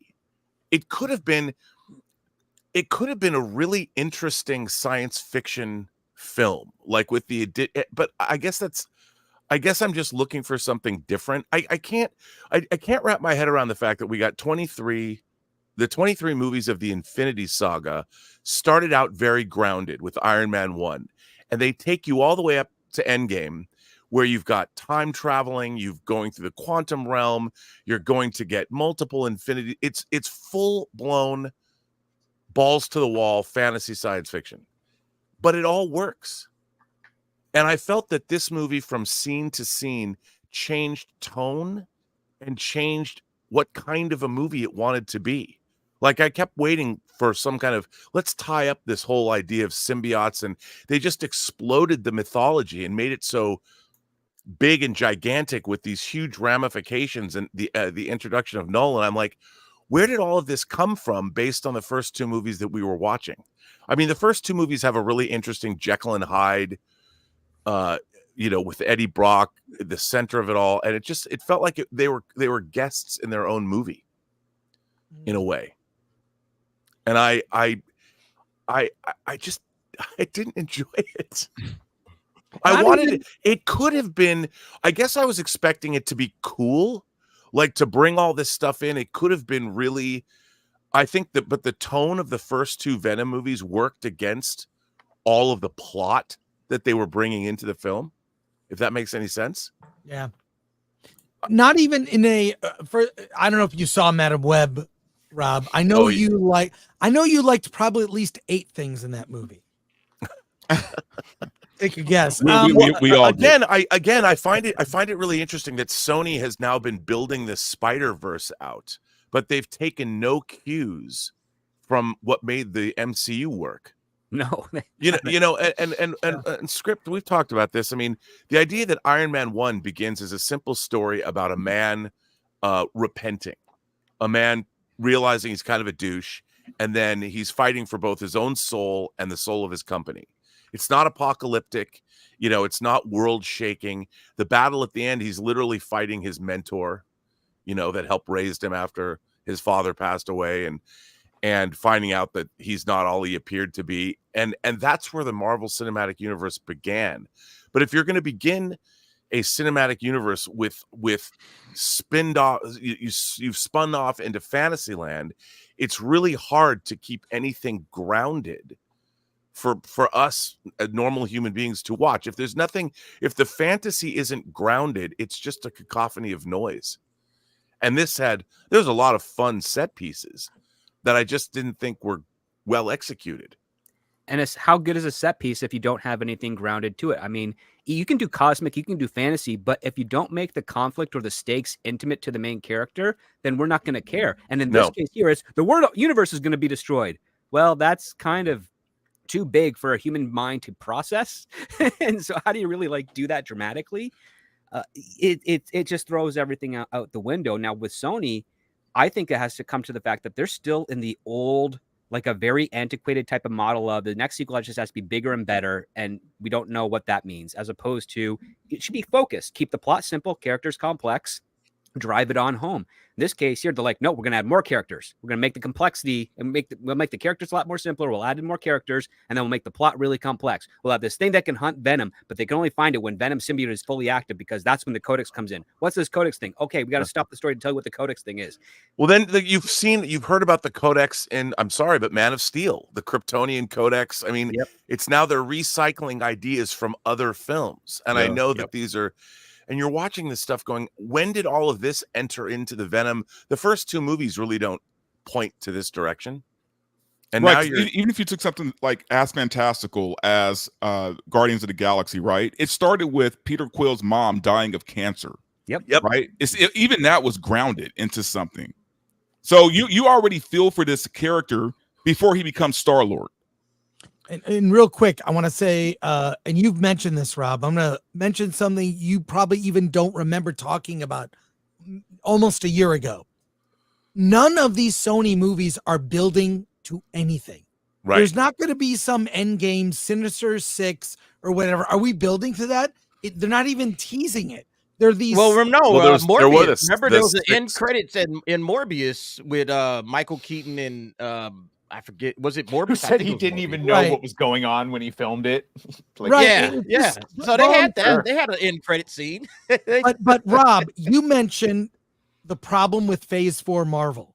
What's it building to? Nothing. I heard you give a great diatribe about these movies are so just seem so these separate things happening that don't connect. And these Sony movies, it doesn't connect, or it's veiled connections. Seems like they are leading to nothing. If they were teasing that there would be a Sinister Six or some big team up, and then it would culminate in a Spider-Man movie that would kind of be like an Endgame-like experience with all those characters in one. We kind of already got that with No Way Home, right? That's it. We got it. But all these other ones, Craven, Rhino is in Craven, apparently. I mean, it's all a mess all over the place with no plan. So I don't know what you're and we're beyond that. I mean, rightly or wrongly, we live in a post-Infinity Saga world. And I think a lot of it's true, I think, of all of these IPs. The same is true of Star Wars. Rightly or wrongly, Star Wars was initiated as a one-off. George can talk about the Journal of Wills all he wants. But if Star Wars hadn't worked as well as it had, I mean, he had Splinter of the Mind's Eye written, so maybe it could be a cheap sequel to Star Wars if that's what he wanted to do. That's what the book was for, but it was a success. So Star Wars had a trilogy. And the fact that Disney did not immediately from the get, when they bought Star Wars, understand that if you're going to make Star Wars movies, it's a trilogy. Whatever you're going to do, it's 3 movies. And now we have a template. We know what we're doing. Let's start there. What is our trilogy going to be? And it's odd to me. And but the problem is when corporations buy these IPs, there's no story department at these corporations. You know, a corporation doesn't know how to tell a story. And then they're floundering. They have to hire people. And the way they're hiring people is not people that are going to tell the best Star Wars story. They hire some people out there that they think will do a good job based on a previous performance or previous box office success or whatever, not because they have a particular love or interest. More important, interest. I don't think people who love IPs are necessarily the best people for the job. Nicholas Meyer did not love Star Trek when he made Star Trek 2, but he was a classically educated man who was a novelist, and then he had made Time After Time, and he was a really interesting choice, and he threw himself into the work. He understood what Star Trek was. He keyed in on the Horatio Hornblower of it all, made it more naval than it had ever been, and we got Wrath of Khan. We need those kinds of creators to work on these IPs. And the problem is, I don't know if there's classically educated people that are even capable of doing so. Well, how many guys are actually like building their, building their skill set off of classic old content? Or are they just kind of watching? Fired and canceled them all and replaced them, unfortunately, and now we got to get them back. Well, I guess what I'm saying is I remember George Lucas saying that, you know, what he watched when he was coming up and how he came up with his ideas of storytelling, going all the way back to Joseph Campbell. You know, like you have guys that are writing, right now that are building their resume off of, fan fiction. They're writing, content based on somebody else's content instead of writing their own content. And that's a major problem. Like you're not cutting your teeth on actual your own work, your own skill. You're cutting your teeth off of, I wrote a Star Wars fan fiction book or story or whatever. Yeah, and that seems to be the problem, is that the writers that they have, they're not classically trained, so to speak. They're not even well read. Like that, and well read as well, or cinematically well rounded. Because Lucas, remember, before Lucas made Star Wars, he'd made THX 1138, he'd made American Graffiti, and he was looking at Kurosawa movies, to be inspired. Which Kurosawa was inspired by Shakespeare. And so when you get that separated from the classics, and now you're inspired by, not to say anything bad about Michael Bay, but it's like if you're inspired by Michael Bay to make a film and that's your inspiration, like how well versed are you in the storytelling arts? Like how I just watched the John Williams documentary, and they mentioned John Williams, Steven Spielberg, George Lucas. The 3 things that made these people great at what they do is they study the classics. John Williams studied the classic composers. He studied classic music. He studied jazz. He studied everything. Same thing with Spielberg and Lucas. They studied classic films, and they chose to replicate that and become classics of themselves. And so the writers and filmmakers of this period, they're actually not doing the work, because most of my colleagues, they'll read Hero of a Thousand Faces, and then they'll watch a bunch of movies from the 1980s, and they'll call that their own film school. And that is abysmal. It is insulting. Like you don't learn everything from that. First of all, A Hero of a Thousand Faces, The Hero's Journey, that is one method of storytelling. It's a very reliable method of storytelling, but it's not the only method of storytelling. And if you don't know the other methods, how are you going to actually be able to be flexible enough to tell interesting stories when you get those assignment gigs, or if you come up with your own story that you want to tell? Yeah. I think that's the issue. Like, who are these guys inspired by? Instead of and again, I like writing. I'm a writer as well. I wanted to be, George Lucas and Steven Spielberg when I grew up. That's who my inspirations were. But then I started to look at, what did they watch? What did they read? What were they interested in? And that's where I think these writers in Hollywood need to begin. They need to start at the beginning, where all of the other great filmmakers got their inspiration from, because it seems like storytelling is declining. Zack is declining Snyder, for he's that my reason. We're getting so inspiration. far away from like a classic great story. Story has been in existence for centuries. You know, you got to go all the way back to the beginning and start there and start moving forward. That's how you're going to get good stories out of these writers. Or at least have a deep love for this business and for this art, man. I mean, Quentin Tarantino is my example, right? This is a guy who, at the end of the day, you could talk all the shit you want about the man. He knows film. He knows film because he watched film. He studied film. It was his life, right? He had a passion for film. And he took all these things from other people, but you know what he did? He made it his own. That's what an artist does. You can take inspiration from anywhere, but you have to make it your own. And say what you want to about Tarantino. He did that. Yeah. Skibbity toilet. Yes, it's very well, and popular. he also knows how to write characters. You know, Yeah. even though his characters might be a pastiche of 100 different other characters, you know, or you talk about Reservoir Dogs being a riff on Ringo Lamb's City on Fire, you can do that, but his characters are irresistible, you know, and he writes all kinds of different characters, and he's done all kinds of different things in his films. And like you said, I think that one of the problems, you know, I did a show last night about, there was an Atlantic article that came out about kids in Ivy League schools now. They can't read books. They don't. What? It was shocking. So it was this article in the Atlantic talking about how at the college level at elite universities, kids are unable. I mean, it's not that they can't, but they came out of high schools that weren't assigning books to read. They read articles. They read essays. They read excerpts. So when they get to an Ivy League school and they're expected to read big books or a book or two a week, they don't have the attention span to do it. And it was shocking to me. But you can see that because the cognitive reasoning skills of people, you can see it across in our venues here on YouTube. You can look at people's opinions. You can find what videos they watched online to tell them what to think and what to say. It's like you've got an entire generation of TikTokers that get their information about world events from very specific TikTok videos. You can go back and find them. And the thing about reading is it literally rewires your brain. I mean, and people's brains are not being stimulated the way we were. And the very basis of storytelling is literature. I mean, they're not growing up reading Lord of the Flies and The Crucible and all the stuff that we read. To Kill a Mockingbird, Yeah.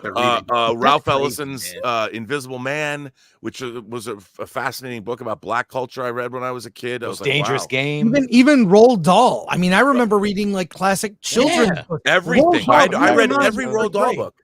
Third grade, I read you know, the Roald Dahl books and even the sequel, The Great Glass Elevator. It was amazing. The book just blew my mind.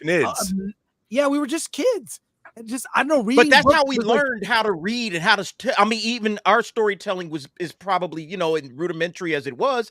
That's how you learn how to tell a story, because you're reading good stories. You're reading the classics. You know, that's what I mean. These guys are not classically trained. I didn't know that, Rob. I absolutely did not know that college students, and now it makes all the sense in the world. Yeah, that's the kind of writing we're getting out of Hollywood. Look up this Atlantic article. It was so depressing because it was all at these Ivy League schools. Because, you know, I've often said, even a certain section of movies, there are people, you have to be trained to watch a movie to understand how.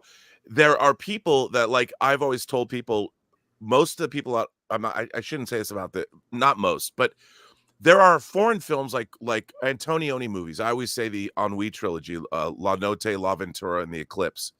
If I were to ask most of the people I know that consider themselves film lovers and ask them to go back and watch very famous movies like Antonioni movies or Fellini films, whether it's 8.5 or La Strada or whatever, people can't watch them.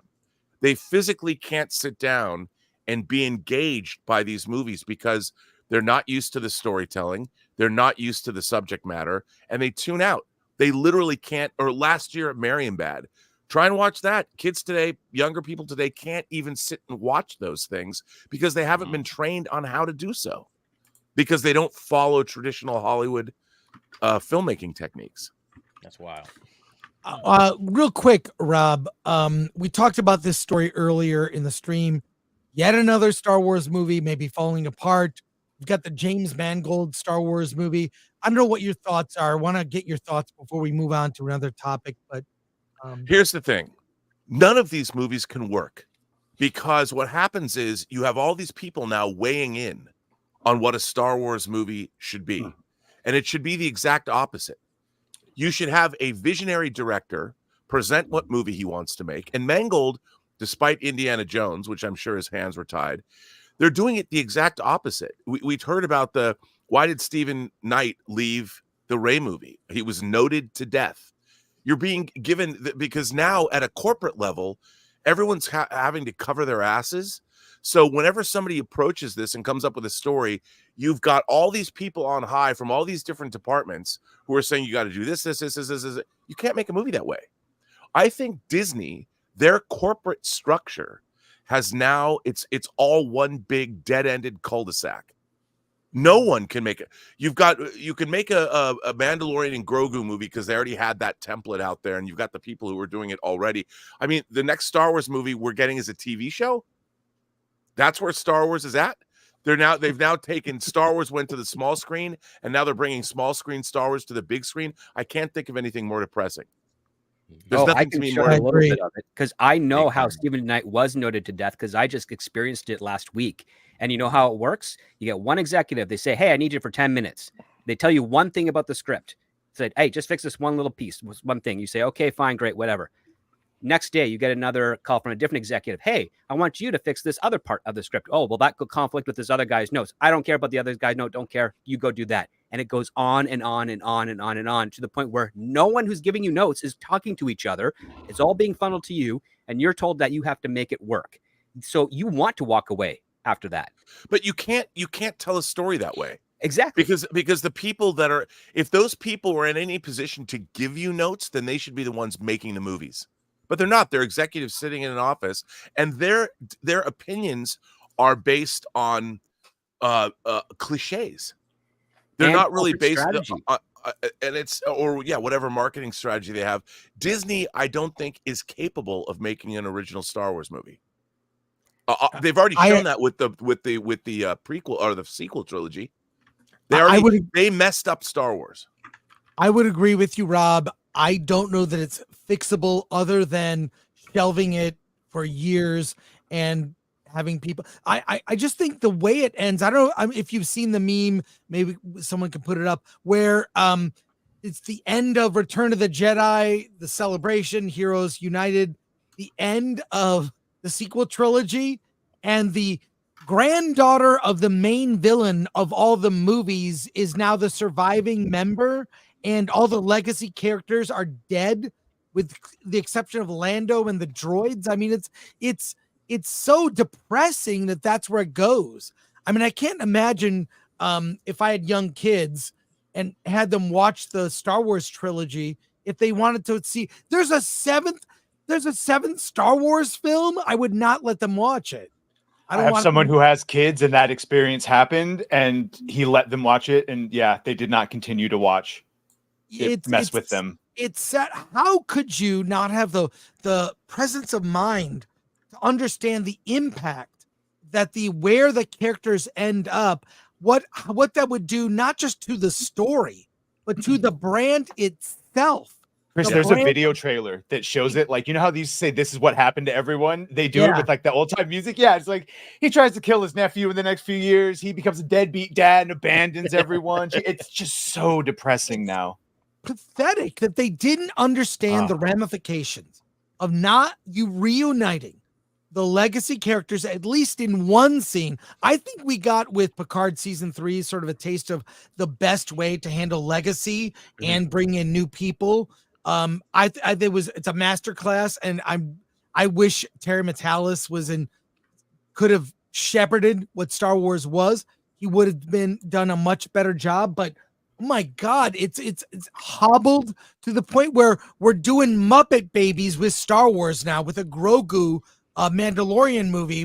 We're doing Boba Fett, not Boba Fett, and Baby Yoda. Also, I just can't state enough how satisfying that season of Picard was.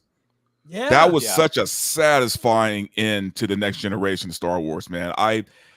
it's like chef's kiss. Like honestly, that's the standard for me as far as how to handle legacy characters. And I remember when you told me, Rob, and I didn't believe you. Nobody didn't believe you. Nobody and did. You're right. And there's some people that really still hate that season. And look, Why? Picard season 3 was hobbled by the fact that it was connected to seasons 1 and 2. Right. But I think they did. And if they had more time, I mean, the thing is, the antagonists in Picard season 3, you had these two, female characters that both had legitimate grievances against the Federation. The Federation did horrible things to both of them, and that gave them my only criticism of Picard season 3 was it would have been a great episode just to delve into their backstory, like how did they meet and how did they start collaborating, and get more into why that the Federation was, you can delve into why the perfect Federation is not so perfect without destroying the Federation itself.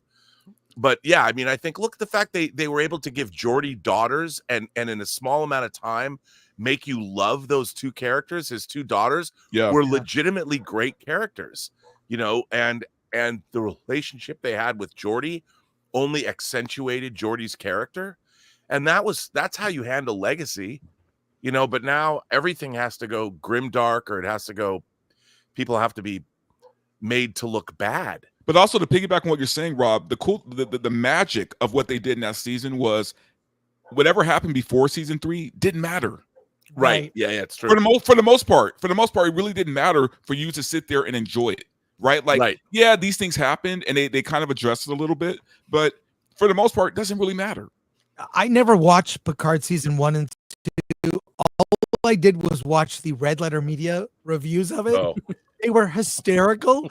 And their description of what happened was so dumb and factual, but dumb. I didn't bother.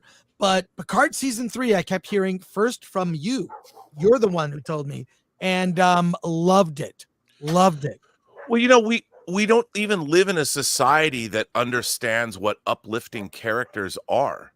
It's as if all of these characters that are created now have to be flawed, and they have to represent people today. Everyone's riddled with their traumas or their problems. Yeah. So heroic characters are not even understood anymore.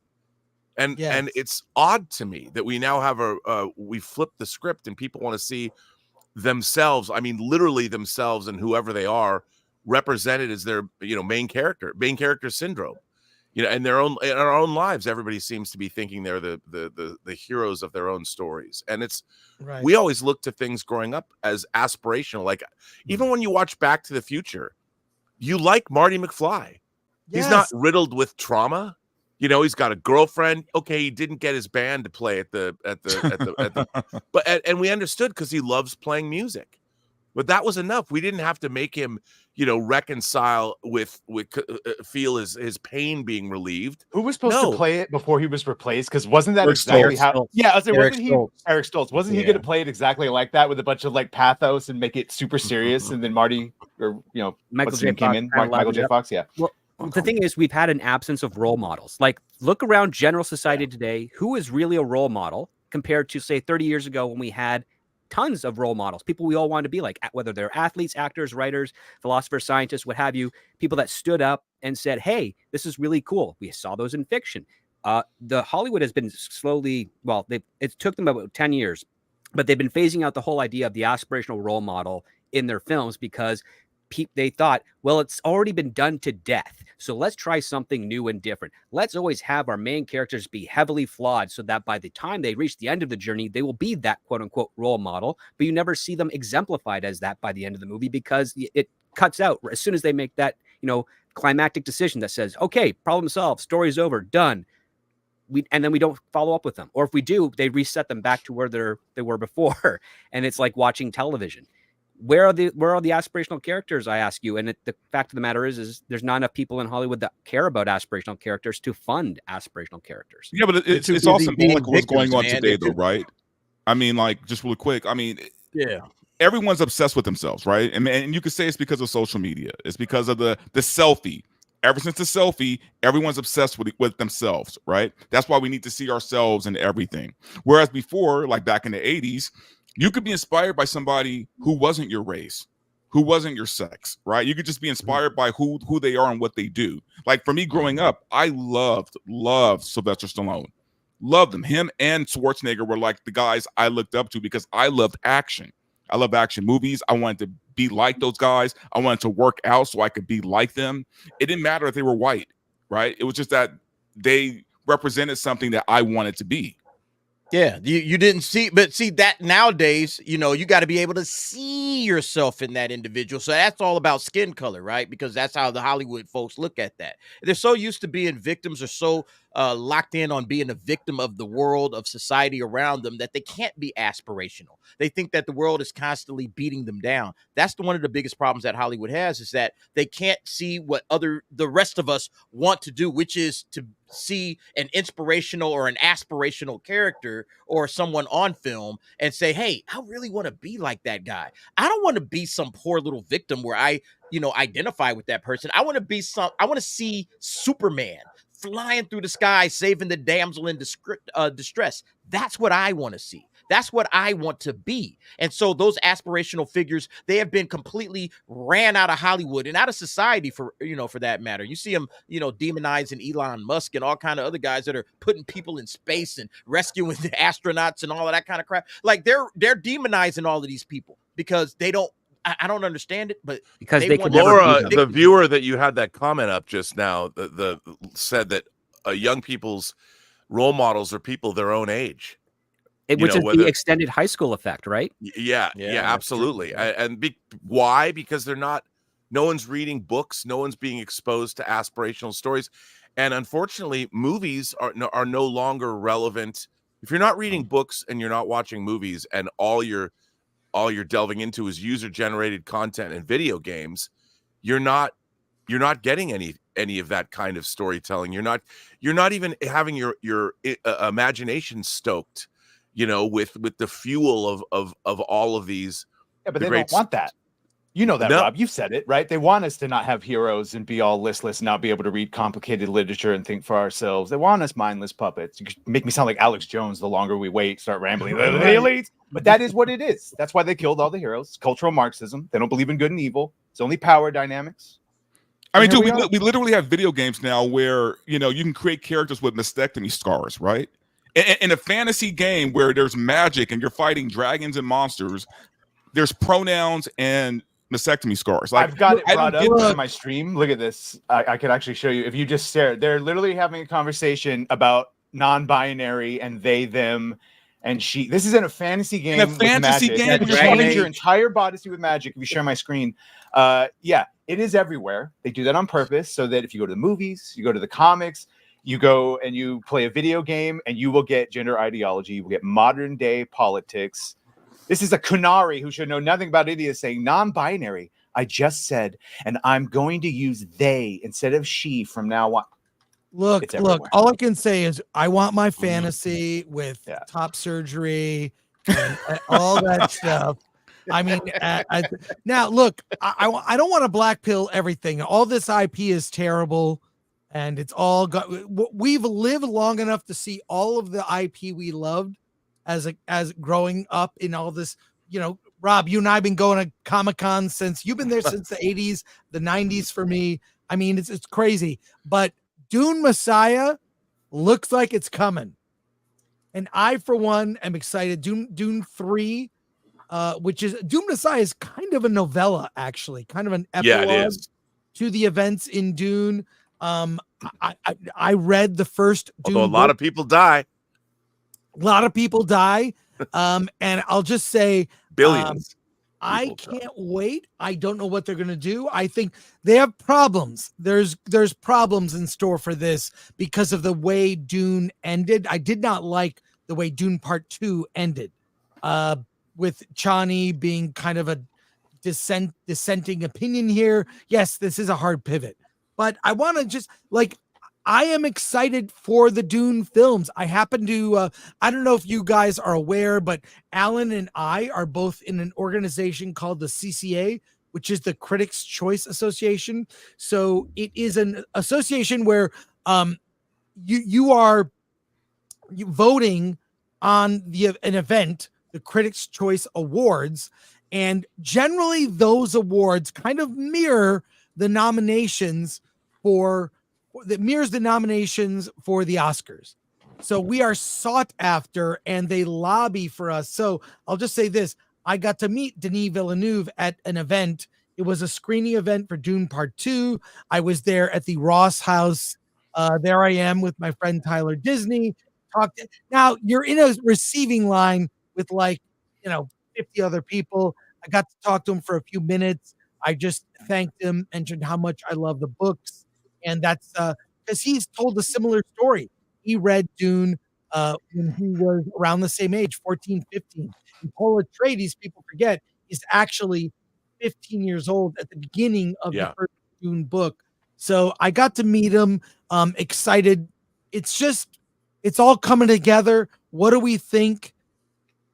I just want some positivity. It's been so depressed. And I'm looking forward. The Dune TV series is dropping in 2 weeks? Yeah, I am excited. I don't care. I know we've been trained, but Max is HBO knows how to make TV. Disney they said it's in the same universe as the movies too. Yes. The executive producer. Disney may be the worst at making TV. HBO among the best. Look at Penguin. Look at things that shows that you don't watch. White Lotus or whatever. But Dune Prophecy, I disagree. It's the Bene Gesserit were always strong in a different way, in a manipulative way. So I, for one, I'm looking forward to Dune Prophecy. I'm optimistic and I reserve judgment until I've seen it. It's not being made. If you told me Disney was making it, I'd be skeptical. But HBO did it. And not only that, HBO shut down the first version of the pilot. They famously with Game of Thrones. Like with Game of Thrones, they did I'd love to see that first Game of Thrones unseen pilot. That the only person they kept was Peter Dinklage, apparently. But I'd love to see that. So I have faith in them, and I think what Denis, and there's been rumors of other movies he's gonna make, like Rendezvous with Rama. I haven't read since I was a kid, but he is at least attempting to make smart science fiction. He and Nolan, seem to be the only two. Yeah, I mean, I heard a wacky rumor that Nolan's making a Blue Thunder-esque movie, helicopter-based film or something. That seems weird. It does. Although I love Blue Thunder, I'll say that. Yeah. But the Sisterhood takes place 10,000 years before Dune, and if it gets into the fact that they're the ones that inject these prophecies into civilizations, it could be really interesting. A femme fatale. Again, I would like to see a femme fatale Bene Gesserit, like Leia Sado, go and do the seduction thing to start planting the seeds. Something like that would be fine. I just hope it's not as all over the place as Foundation is, but we'll see. Yeah. All right. Well, no big thoughts on Dune Messiah. Yes, I like it. I'm excited. I love the first two movies. I never read the book, so I don't have lore to base it on. But I love Chris, the first two movies. And if the same guy is doing the third film, then I'm all in. He says it's not a direct adaptation because of how it ends. I'm looking forward to a good story. I'll just say that. Yeah, I'm the same way. I'm not like a big Dune guy, but I'm looking forward to a good story, well told. I saw that with Dune. I saw that with Dune Part 2.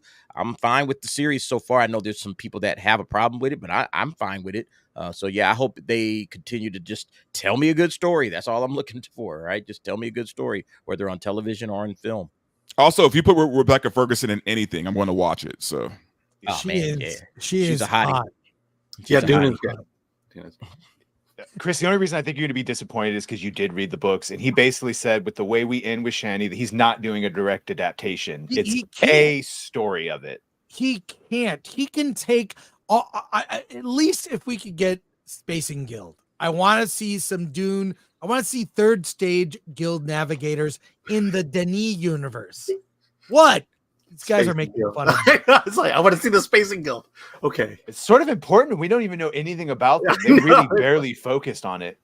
All right. Let's go to supers and your questions and comments here as we wrap up.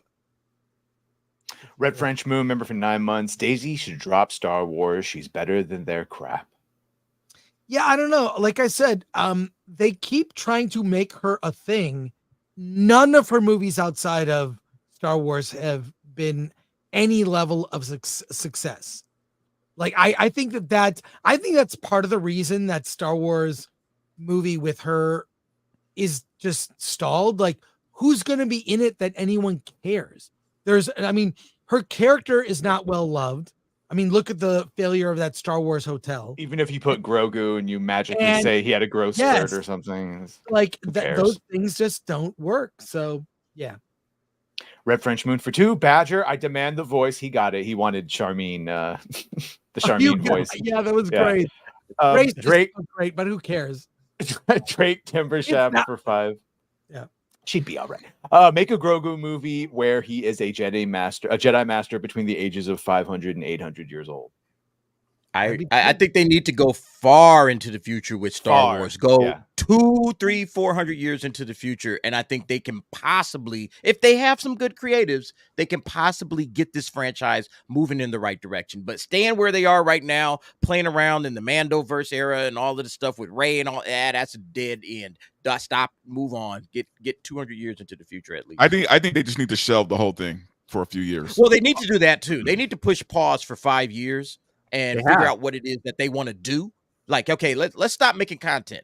5 years, let us miss Star Wars for a little bit. You know, we haven't had an opportunity to miss Star Wars. Let us miss it. Remember, George Lucas gave us a 16-year gap, between Return of the Jedi and The Phantom Menace. So give us an opportunity to say, hey, Star Wars is special. Let us miss it. We haven't had an opportunity to miss it since it got to Disney Plus, because it's just been this breakneck pace of shows, sequel, this show. Here's some cartoons. Here's this. It's like, it's a lot for a Star Wars fan. Slow down a little bit. At least that's the problem. We missed it when Force Awakens came out.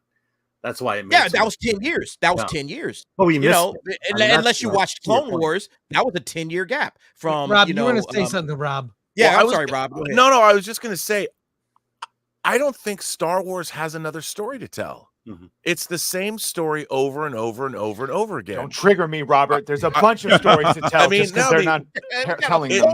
You could tell stories in that universe, but is that Star Wars? I mean, Star Wars is literally the story of Luke Skywalker dealing. It's a coming of age story, and it was over. The universe is really interesting, but we've had countless comic books and novels, and a lot of them have been quite good, but they're all variations on the same theme. Who cares? And they've all been consistent since 1977, because Star Wars has never really taken a break. It's just changed its investment in how it produces content for its IP. There has not been a feature film Star Wars movie in over 5 years. To the general audience that doesn't subscribe to Disney Plus, Star Wars has taken that break. And at the end, what are you going to do? You're going to tell another story about the Sith and the Jedi? Yes. Who cares? Who cares? Everyone. What are they going to? You can tell another Batman story. You can tell another Joker story. Yeah, but stop it. The difference is, here's the difference between a Batman story. Batman is a human being who lives on Earth. So was Luke. So was Luke Skywalker. He's a farm boy. I mean, he wasn't on Earth, but he was still a human being. Luke Skywalker, they managed to ruin him. He was a classical character that would have existed in pop culture as Luke Skywalker forever until the sequel trilogy, where they completely ruined all of those mythical characters that no longer can live in our pop culture anymore the way they did at the end of Return of the Jedi. Well, Mark Hamill helped ruin them too, but that's another conversation. But you know what you do, Rob? You go and you move forward. You find a writer that has the concept of what Star Wars is, all right, that believes in what George Lucas was doing, which is, like you just said, mythology, and you take it to a story about the Sith and the Jedi. Who cares? About light and dark, about heroes, the same fucking thing that we tell in all the. If you're tired of the skin of Star Wars, I would suggest to you that the same could be applied to any franchise right now. The same stories told through different frames. No, because other franchises deal with stories about human nature. Star Wars is not a franchise that deals with You the are talking about humanity. this. Put us big screen. Now we're fighting. You are talking about the 6 movies. Star Wars as an No. expanded universe definitely does deal with all of that. 100%. Look, I get it. I understand. But really, all stories that are being told are about us. They're about the audience. What do we learn about being human beings from the stories that we're consuming? And Guys, don't fight. No, but look, I understand. Versus. The thing about Star Wars is Star Wars fans love what Star Wars could be and what it was in the expanded universe and the books and the comics and all that. But the media of Star Wars, most of it has been disappointing. Almost all of it. But I'm saying that doesn't mean it's not rife with chances to do it the right way. What is the right way? How many more decades are we going to live? We're waiting for Jesus to come back. And you're right. And we should also stop doing Star Trek because they've ruined that. They've ruined also no more Star. But the point is, fuck that. Don't let them win. But we can do a Kyle Katarn. It's not about winning. Revan. Give us something new. The point is, there's so much new to be like Denis Villeneuve's adaptation of Dune. The thing about Star Wars, I guess the show is Versus. The thing about Star Wars is it had its chance. It sometimes things come and go, fall out of favor. Star Wars is a franchise that we are all hoping will get to be great one day, and it was great for 2 movies. 2 movies, Star Wars and Empire. Return of the Jedi was a disappointment. And I'll tell you something. I was there at ground zero. There are 2 great Star Wars movies. That's it. Everything else is what kind of Star Wars fan are you? And so there you go. I'm a huge Star Wars fan. This is like J.J. Abrams, who says he's a Star Wars fan and he likes 1.5 Star Wars movie. Rob, you're a Star Wars fan and you like 2 of them. Stop. Yeah, because there they are were 6 great. Star Wars movies. I call them all. Love all of them for different reasons. Back 26 times in the theater, and you know what? Nothing has ever been as good as Empire. Nothing. I've been waiting for a better Star Wars movie since 1980. 16 years old, Return of the Jedi remains the single most disappointing time I've ever had in a movie theater in my entire life. It was a film that was a rehash. It was stupid. The only thing good about that movie is the conflict at the end with the Empire, with the Emperor, Luke, and I'll tell you something. Anyone who saw Return of the Jedi when it opened in 83 and saw the little Snow White version of the Emperor walk down that ramp was like, wait a minute, where's the Clive Revel Emperor who's terrifying? Yes. So, Bobby, according to you, we should have just stopped at Star Wars at Empire Strikes Back. That was the hype. No, we should have made Return of the Jedi. We should have made, if George Lucas didn't have such a horrible time on Empire Strikes Back because he almost lost his company and lost his merchandising rights to 20th Century Fox, and he had to come back and decide, no, these movies are really for kids. And he's everything pretty consistent with that. At the beginning of this argument, what triggered me is you said there's no more story to tell in Star Wars, and I emphatically disagree with every part of that statement. Can you guys share my screen real quick? I want to show something. This was George Lucas, if you guys don't mind. This is George Lucas talking to Warwick. You guys have probably seen this.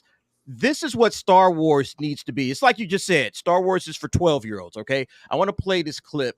Just listen to what George Lucas and how he describes this and think about how much of this is missing in today's storytelling. Designed to be a film like mythology of this is what we stand for. You're about to enter the real world. You're 12 years old. You're going to go on into the big world. You're moving away from your parents being the center focus. You're probably scared. You don't know what's going to happen. And here's a little idea of some of the things you should pay attention to. You know, friendships, honesty, and trust, and doing the right thing, living on the light side, avoiding the dark side. Those are things that it was meant to do. And obviously, the real thrill was when I see some of those little things, but I see the fans, and we, you know, when we were in Spain shooting. And then he goes on and on, but that's, in my opinion, that's what Star Wars was. That's what Star Wars can still be, teaching those lessons. It was a mythology for the new generation. Everything you just heard George talk about is what's missing right now. When you talk about friendships, honesty, trust, believing in yourself, all that kind of stuff that he was talking about just in that little clip, that's what Star Wars is. And I feel like those stories can still be told within the Star Wars galaxy. You just need people that care about that stuff to tell those stories. And until you get people that care about that stuff and not about, oh, I'm black, I'm a woman, I'm a, LGBTQ, until you get those people out and start bringing those people in that care about real like life lessons, because remember, mythology is all about teaching the next generation what's important to them and setting up these mythologies. I feel like that's what Star Wars had to offer. At least that's what it gave me. Okay. It made me believe. And I feel like that's the problem, is that we don't have that in Star Wars right now. And that's the reason why Star Wars is failing. There's also the idea that Star Wars is a product of its time. Star Wars is an almost 50-year-old franchise. And the time that Star Wars came out, the post-Vietnam era, where things were going, adding in an escapist element to Hollywood at the time, when Hollywood was relentlessly, I mean, it was the era of Taxi Driver, of Midnight Cowboy, of Network, of All the President's Men, Clute, The Parallax View, whatever. And that's the environment that Star Wars came out in. I would posit that there's nobody alive right now who can make a good Star Wars movie with the current ownership of the franchise.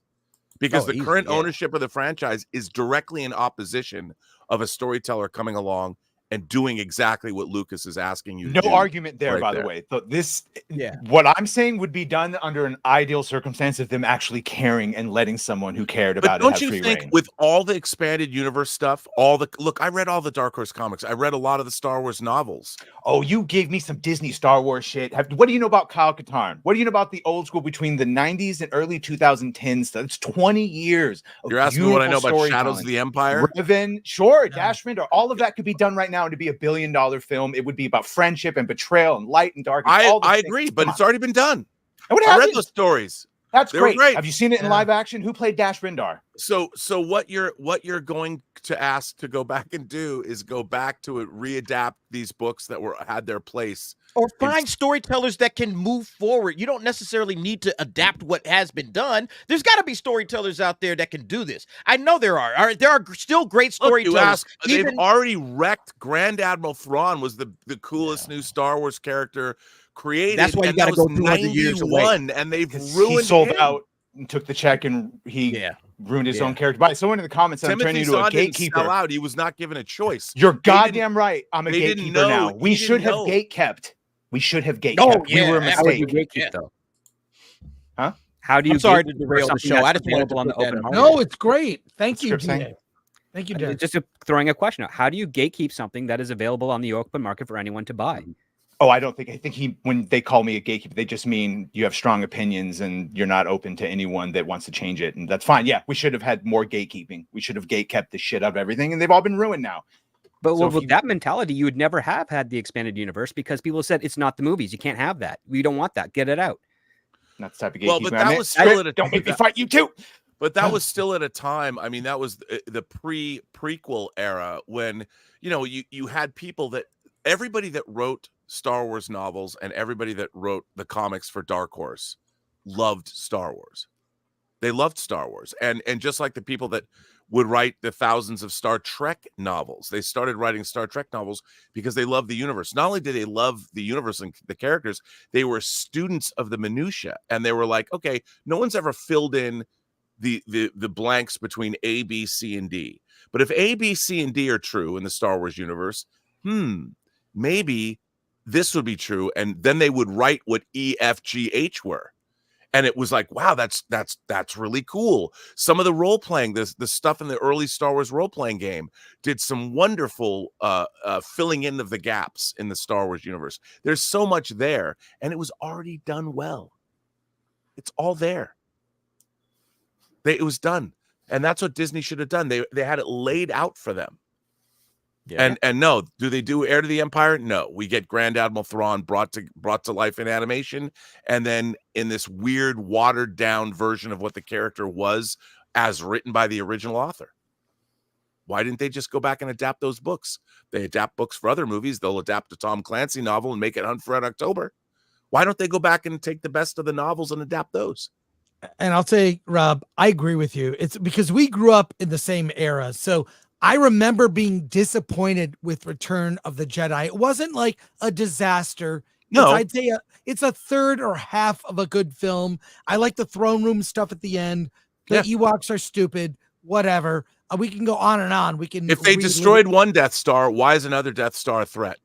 I don't like this retread on the Death Star. Would have preferred, the home Coruscant. We, would have preferred all of that, but or just something different. So I'm with you. There are two amazing Star Wars movies, and everything else is kind of. But there's also one more thing to consider. When Star Wars was coming out, the Lord of the Rings books were also very popular. You had Ralph Bakshi's animated Lord of the Rings. Yeah. You had The Hobbit was on TV. So the idea of a fantasy trilogy was, in people's minds, and I could write an article about this, and I can't support this, but everybody wanted Return of the Jedi to be Return of the King. They wanted that level. I did. I'd already read all three Lord of the Rings books, and I'm thinking it's got to be Return of the King, right? We're going to get something new. We're going to get the White City. We're going to get, Coruscant should have been the climax of Jedi. Yep. The Emperor should have been on Coruscant, and that's where it all should have ended. Being deposed by the rebels who said, we are taking this planet back for the freedom of the galaxy, and there you go. That's what I expected, a Return of the King style film. And that was what it was sold as. And when you see it, if you look at Return of the Jedi, the Star Wars movies were building Empire. Return of the Jedi is a small movie. And the fact that it all ends in a throne room, admittedly, great, with three guys in a room, but it wasn't what we were promised. And when I was 16 years old, when Jedi was coming out, Star Wars came out when I was 10. I was 13 when I saw Empire. I was right where George Lucas was talking. And I was waiting to see. I wanted to have my mind blown. And Return of the Jedi was one disappointment after another. How old were you at Return of the Jedi? 16. Okay. I was 13. I was 8 when I saw the first Return. I was 13 at the Phantom Menace. So I was actually the exact age for all of them. And I like all of them. I did not have any of the. So there's my generation of Star Wars that likes all of it, grew up on all the 90s and early 2000s expanded universe and likes all of it right up until Disney took it over and erased it. We're the ones saying, no. Billions. If you guys didn't like those movies, that's great. We love all 6. We want to preserve that in the expanded universe, and it's rife. That's what Star Wars here's the problem. Here, okay, I would posit this.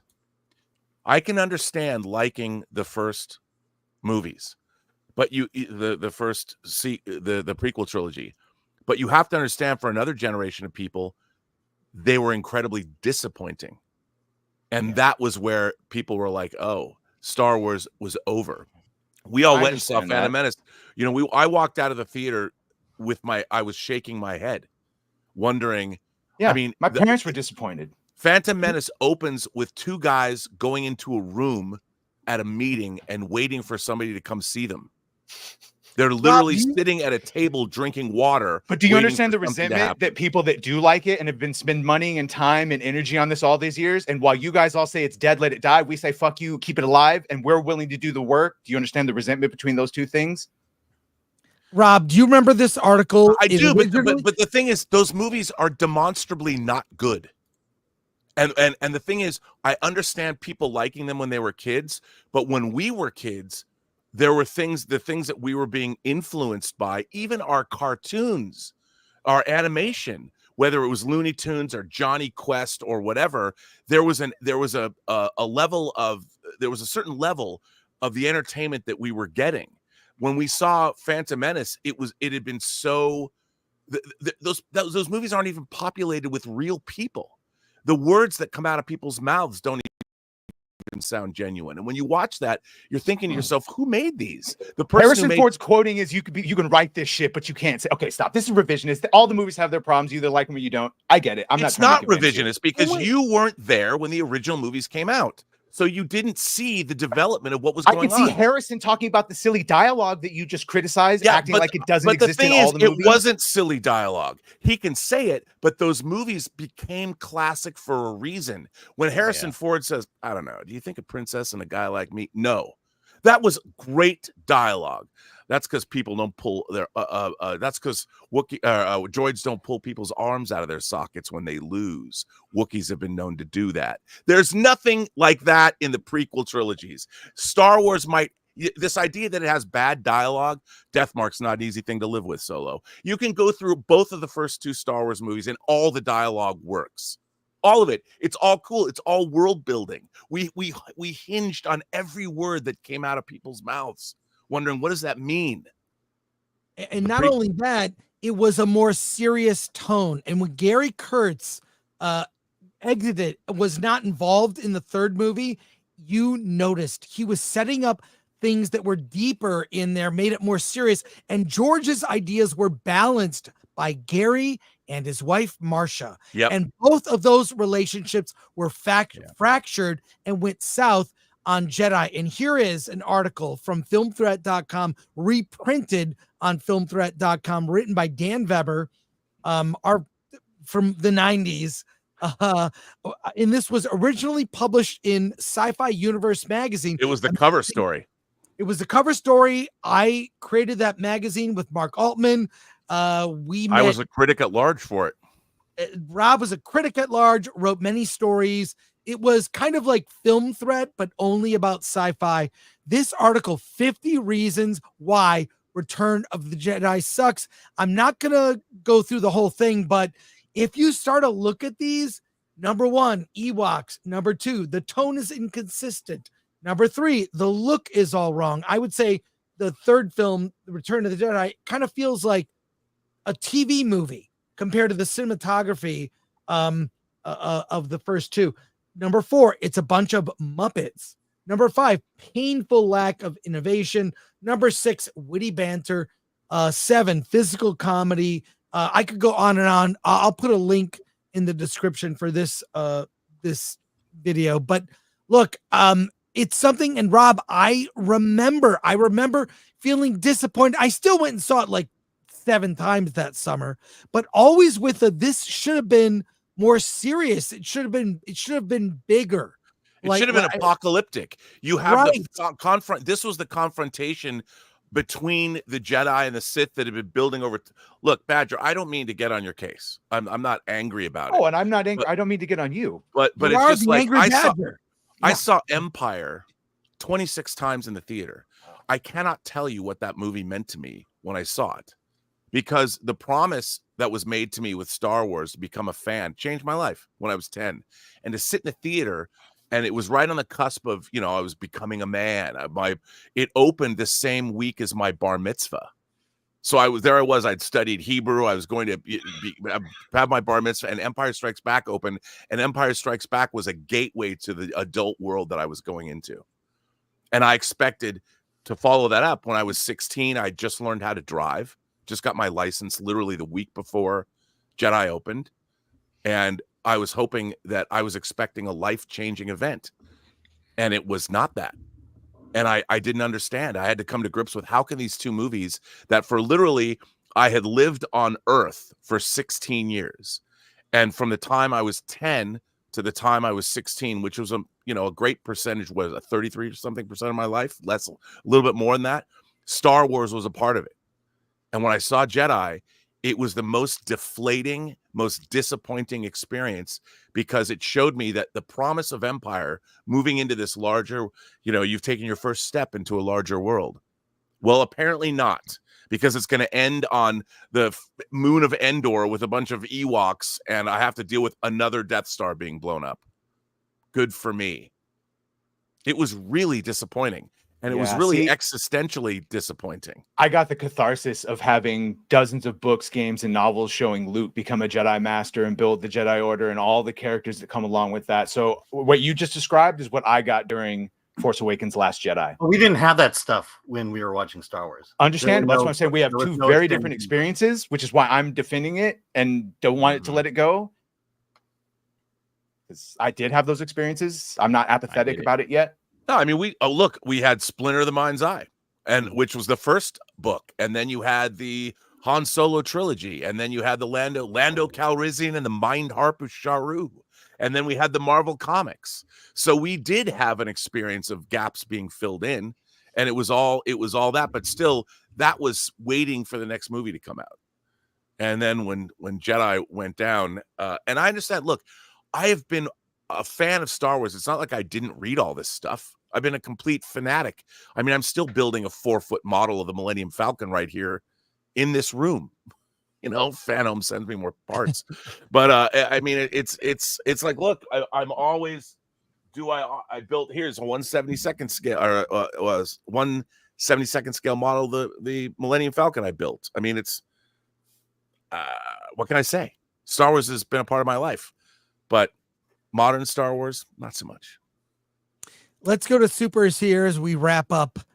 A lot of patient people here. Go for it, Badger. Red French Moon for 2. Oh, hey, Robert. Hello, Robert. And of course, happy birthday. Happy birthday, Robert. Tyler Disney for 5. 100% Robert, Disney needs to step back and realize their failures. Yeah, do something about that, Tyler. Friend of the channel, Knee Pain, member for 3 months. Alan, can I get a yes to brighten my Monday? Yes. Yes. Yes. Lucky Ocho for $19.99. Thank you for having Film Threat on Spotify. Very convenient for me, especially in my line of work. Yes, by the way, we upload every episode or every live stream to Spotify and on other. It's on, we're right there with Joe Rogan, but we're on Spotify, SoundCloud, iTunes, all that Same stuff. view count. Same the view audio, count. the audio version. So there you go. John Apocalypse for 5. Hey guys, what are some underrated horror films to you? For me, it's The Collector and The Blood. Ooh. Phantasm, the Inside. first one. You know what? Inside, have you seen it? French horror film. Oh, I haven't it's seen amazing. It's really good. This one's a little more wholesome, but I'm going to say there was this old Disney horror film called Something Wicked This Way Comes, and I think it's just a good Halloween movie. It is more than horror film. It's based on a Ray Bradbury novel. Yeah, I couldn't believe it was a Disney movie too. Israel R for 10. Hello, guys. I don't think Lucasfilm can afford to shelve Star Wars because that's the only main source of profit and relevance currently, since the merch is not selling and they can't create something new. Yeah, every time someone says they should shelve it, and this goes for any, we know they should, but they can't. Pick a franchise that they should shelve. They can't. I would love to see a report. What sells? So are they selling legacy characters, Han, Luke, Leia, Darth Vader, Stormtroopers, or is it the new stuff? What sells? It's only Grogu from the new stuff. That's it. You can barely find legacy characters at Disneyland. Legacy stuff is reportedly, there's a rumor going around that legacy stuff netted, well, not so much netted, but grossed $1 billion in merchandise sales. That's legacy stuff. That's original trilogy, prequel trilogy, expanded universe stuff, nothing current day.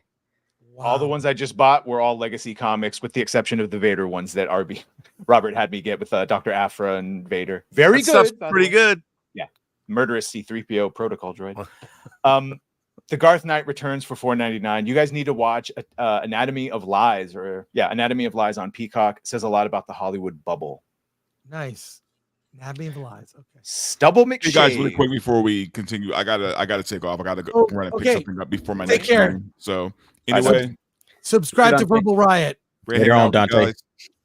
Take care. See you soon. All right.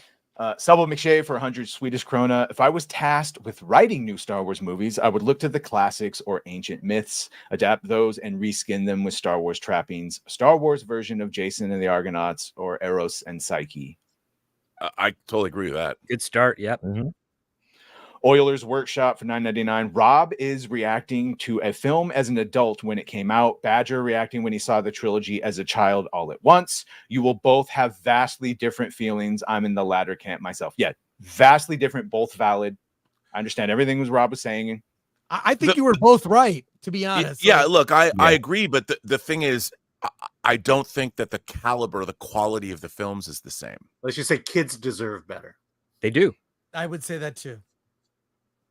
Last Blue Dot for 5. RMB saw Star Wars 7 times in summer of 77. How much influence did George get from Milius and Spielberg? And look, he showed the films to he showed them to Scorsese. He got notes, De Palma. You know, they all weighed in. By the way, Spielberg had to talk John Williams into doing Star Wars because he was going to do Bridge Too Far instead. Is that true? That is true. Wow. Okay. Wow. All right. And just want to say thank you to everyone here. Thank you to Dante. Subscribe to all of their channels: Derek Anderson, the DA, Script Doctor, Angry Badger, and RMB. People are going to hate me after today's show. No. A lot of people were on your side. I was getting hated. You are. I want to have Rob. No, but you come from a position of love. You love it so all. do you. I think. So do you. No, I do. I just came from disappointing. I'm very much in Rob's camp. Like I was disappointed with Jedi, but it's a what kind of Star Wars fan are you type of thing. Yeah. You and I would team up against Disney fans. Don't worry. Thanks to our mod, Lord Thought. Thank you to Atomic Lori, Glenn Nuccio, all of our panelists today. Sub to their channels, links in the description. And we have a stream. Angry Badger is late for his stream. He's late. It was worth it. There's the stream link. We will point everyone to his live stream. Rob, go over there and argue with Badger. Yeah, come on, Rob. I don't want to hijack any more streams today. And we'll be back later this week. Hollywood on the Rocks. We're going to talk to people in Hollywood are bracing for the election. We've got stories related to it, plus our Friday show, which is all reviews. Alan, what else? What else is going on, Alan? Oh, gosh, just you said it all. I catch you off guard. All right. No, we are going to be back. Thank you to everyone who sent in a super chat. Thank you for your attention, watching, your engagement here, and we appreciate you, Alan. Let's get out of here.